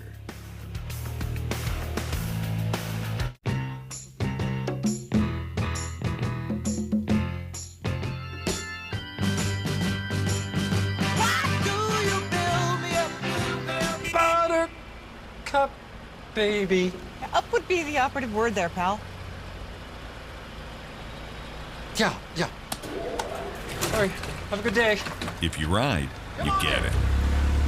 Oh, wow, we're really backed up. Geico Motorcycle. 15 minutes could save you 15% or more.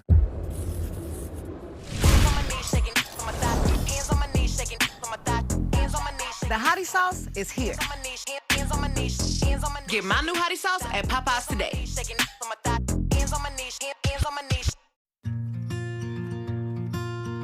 I was born in Hawaii, but I'm not really from there because we moved to Maryland when I was a baby. That's where we got Toby, and then Mark was born in California.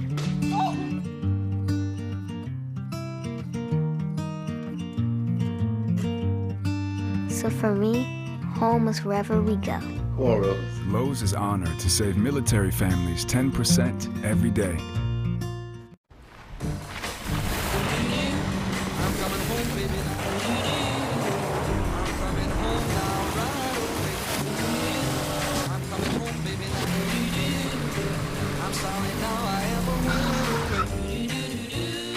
The ride of your life is closer than you think. For the first time ever, buy your new car entirely from home with Nissan at Home. Delivered direct from dealer to driveway. Tony B here to warn you about this new beefy black and blue with the 1-2 punch of blue cheese and horseradish aioli. You punch me, Jimmy's John's, I punch back. Don't eat the black and blue. Sucker for blue cheese. The beefy black and blue for a limited time. We're getting this story out there. We need a plan. I have a plan. Right now, at T-Mobile, customers on Magenta Max can get the new iPhone 13 Pro, and T-Mobile will pay for it. It has the most advanced iPhone camera ever. I'm talking new customers. I'm talking existing customers like Ronald. The new iPhone on T-Mobile. Let's do it! New and existing customers can upgrade to the iPhone 13 Pro on us on our most popular plan, Magenta Max. Do we have a plan for the second half? Nah, we're gonna get creamed. But we'll be on T-Mobile. It's a long, arduous road to Qatar. As 55 European nations dare to chase one dream. A spot at the 2022 FIFA World Cup. Oh, that's magnificent. What a wonderful goal. Finds the corner, and it could be the goal that seals top spot. There's the stuff about a dream. The European qualifiers. Next Friday, Italy, Switzerland. Next Tuesday, Wales, Belgium on ESPN2. Hey Blackhawks fans, listen up. If you're looking to save big on a new Ford, Chevy, Chrysler, Dodge, Jeep, Ram, Subaru, Cadillac, Mazda, Volkswagen, Nissan, or pre-owned vehicle, then you need to get to HawkAuto.com. Choose from thousands of vehicles with the lowest prices in town right online.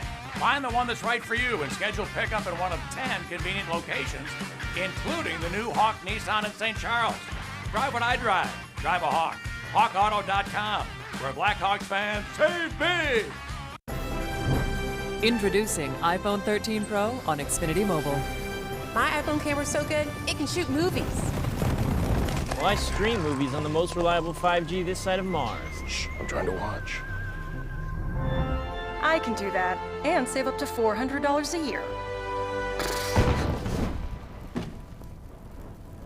Was that meant to happen?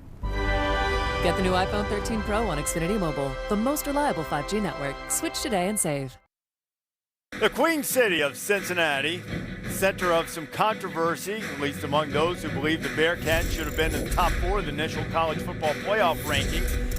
Haven't lost a regular season game in a couple of years. Take on Tulsa. They're going to be heavy favorites as they have been for a while.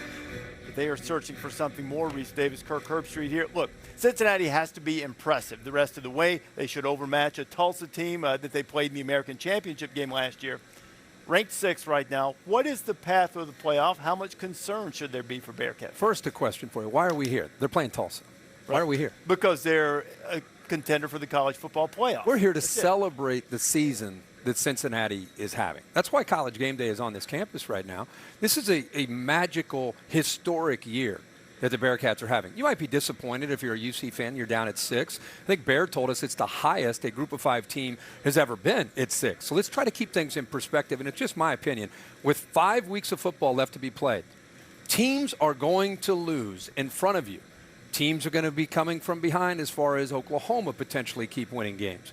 But if Cincinnati keeps winning, and they're 12-0, they got SMU, they potentially have a ranked Houston team, and they just win football games, it's my belief that they're going to eventually be in, because I think there's going to be so much carnage around them that if they're 13-0, they'll be in. But if you want to be upset right now and just get crazy, I got it. But I think they're going to be in. I think they've got a great shot to be in, but they have to start looking the part, which they really haven't the last couple of weeks. But everybody's entitled to a mulligan there. All right, LSU-Alabama, game that you're going to have in prime time on ESPN.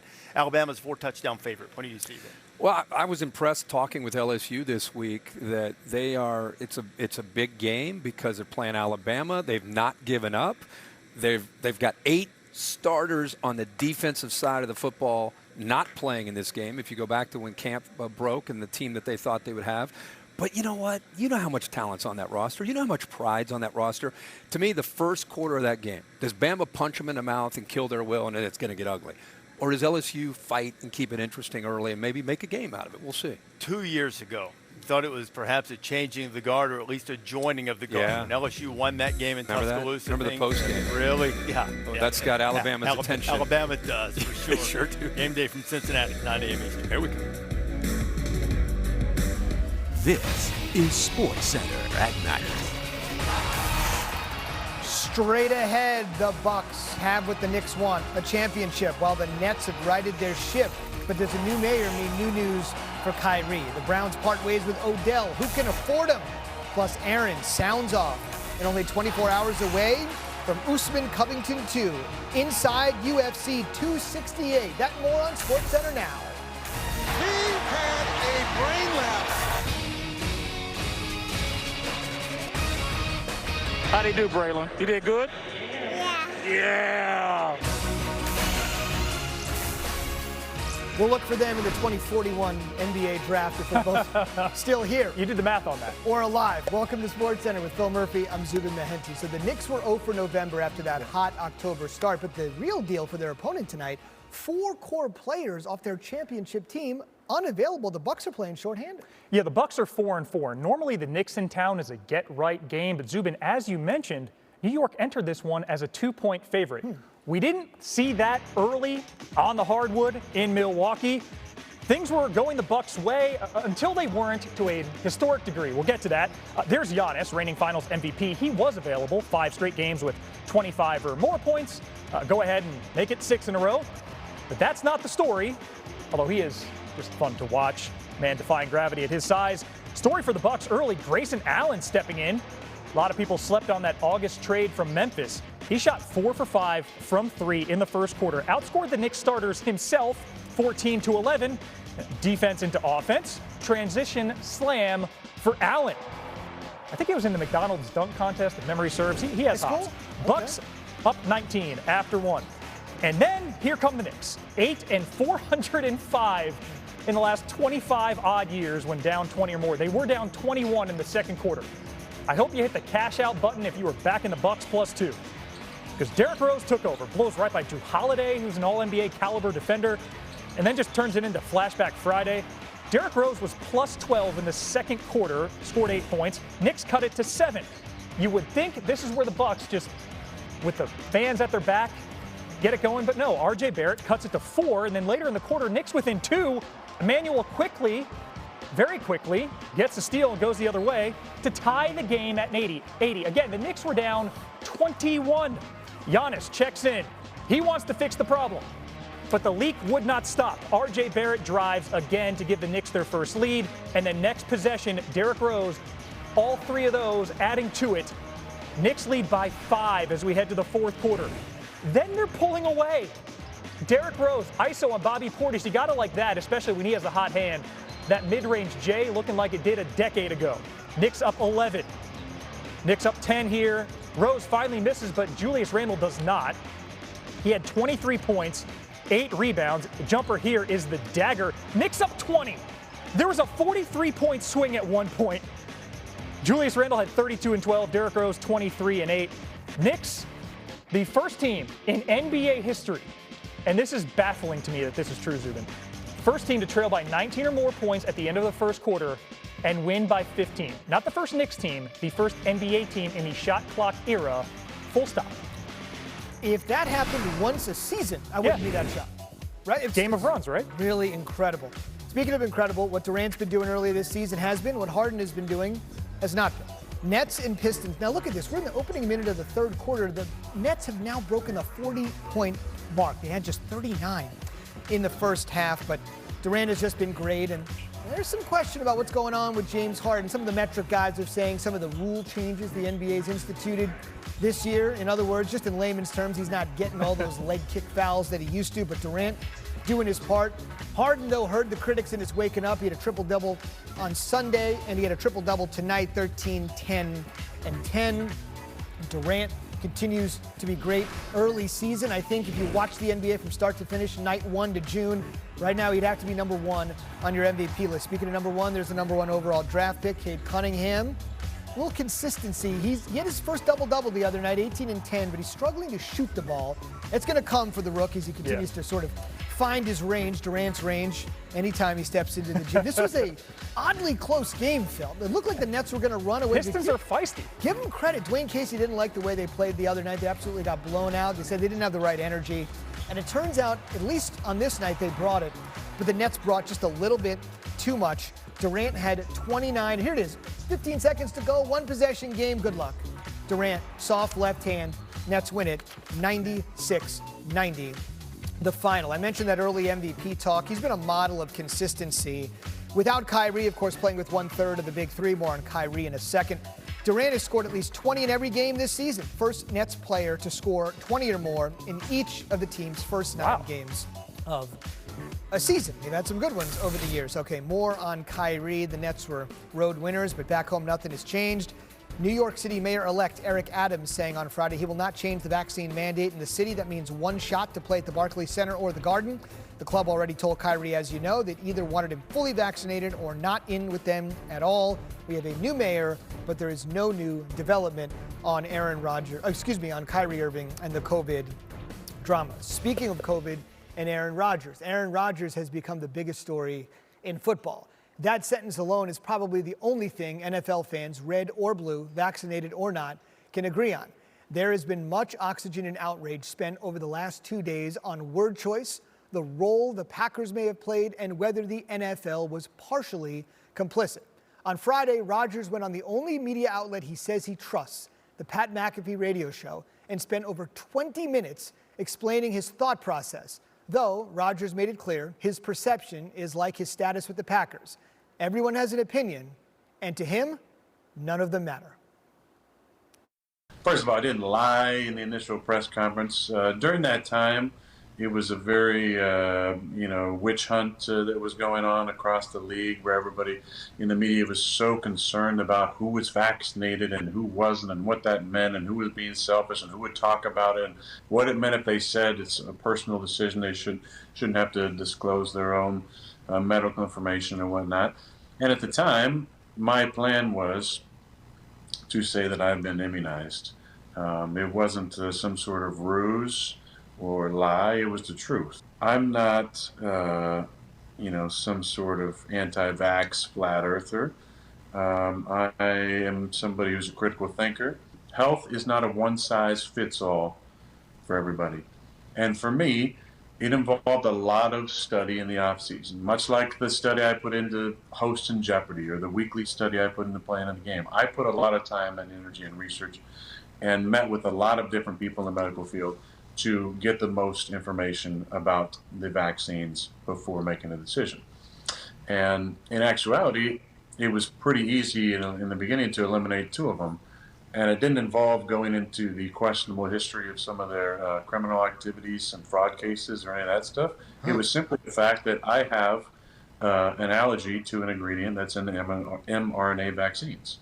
So on the CDC's own website, it says, should you have an allergy to any of the ingredients, you should not get one of the mRNA vaccines. So those 2 were out already. So my only option was Johnson & Johnson.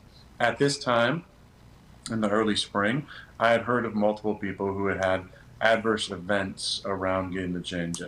Nothing that was no deaths or anything, but just some really difficult times and physical abnormalities around the J&J shot. And then in mid-April, the J&J shot got pulled.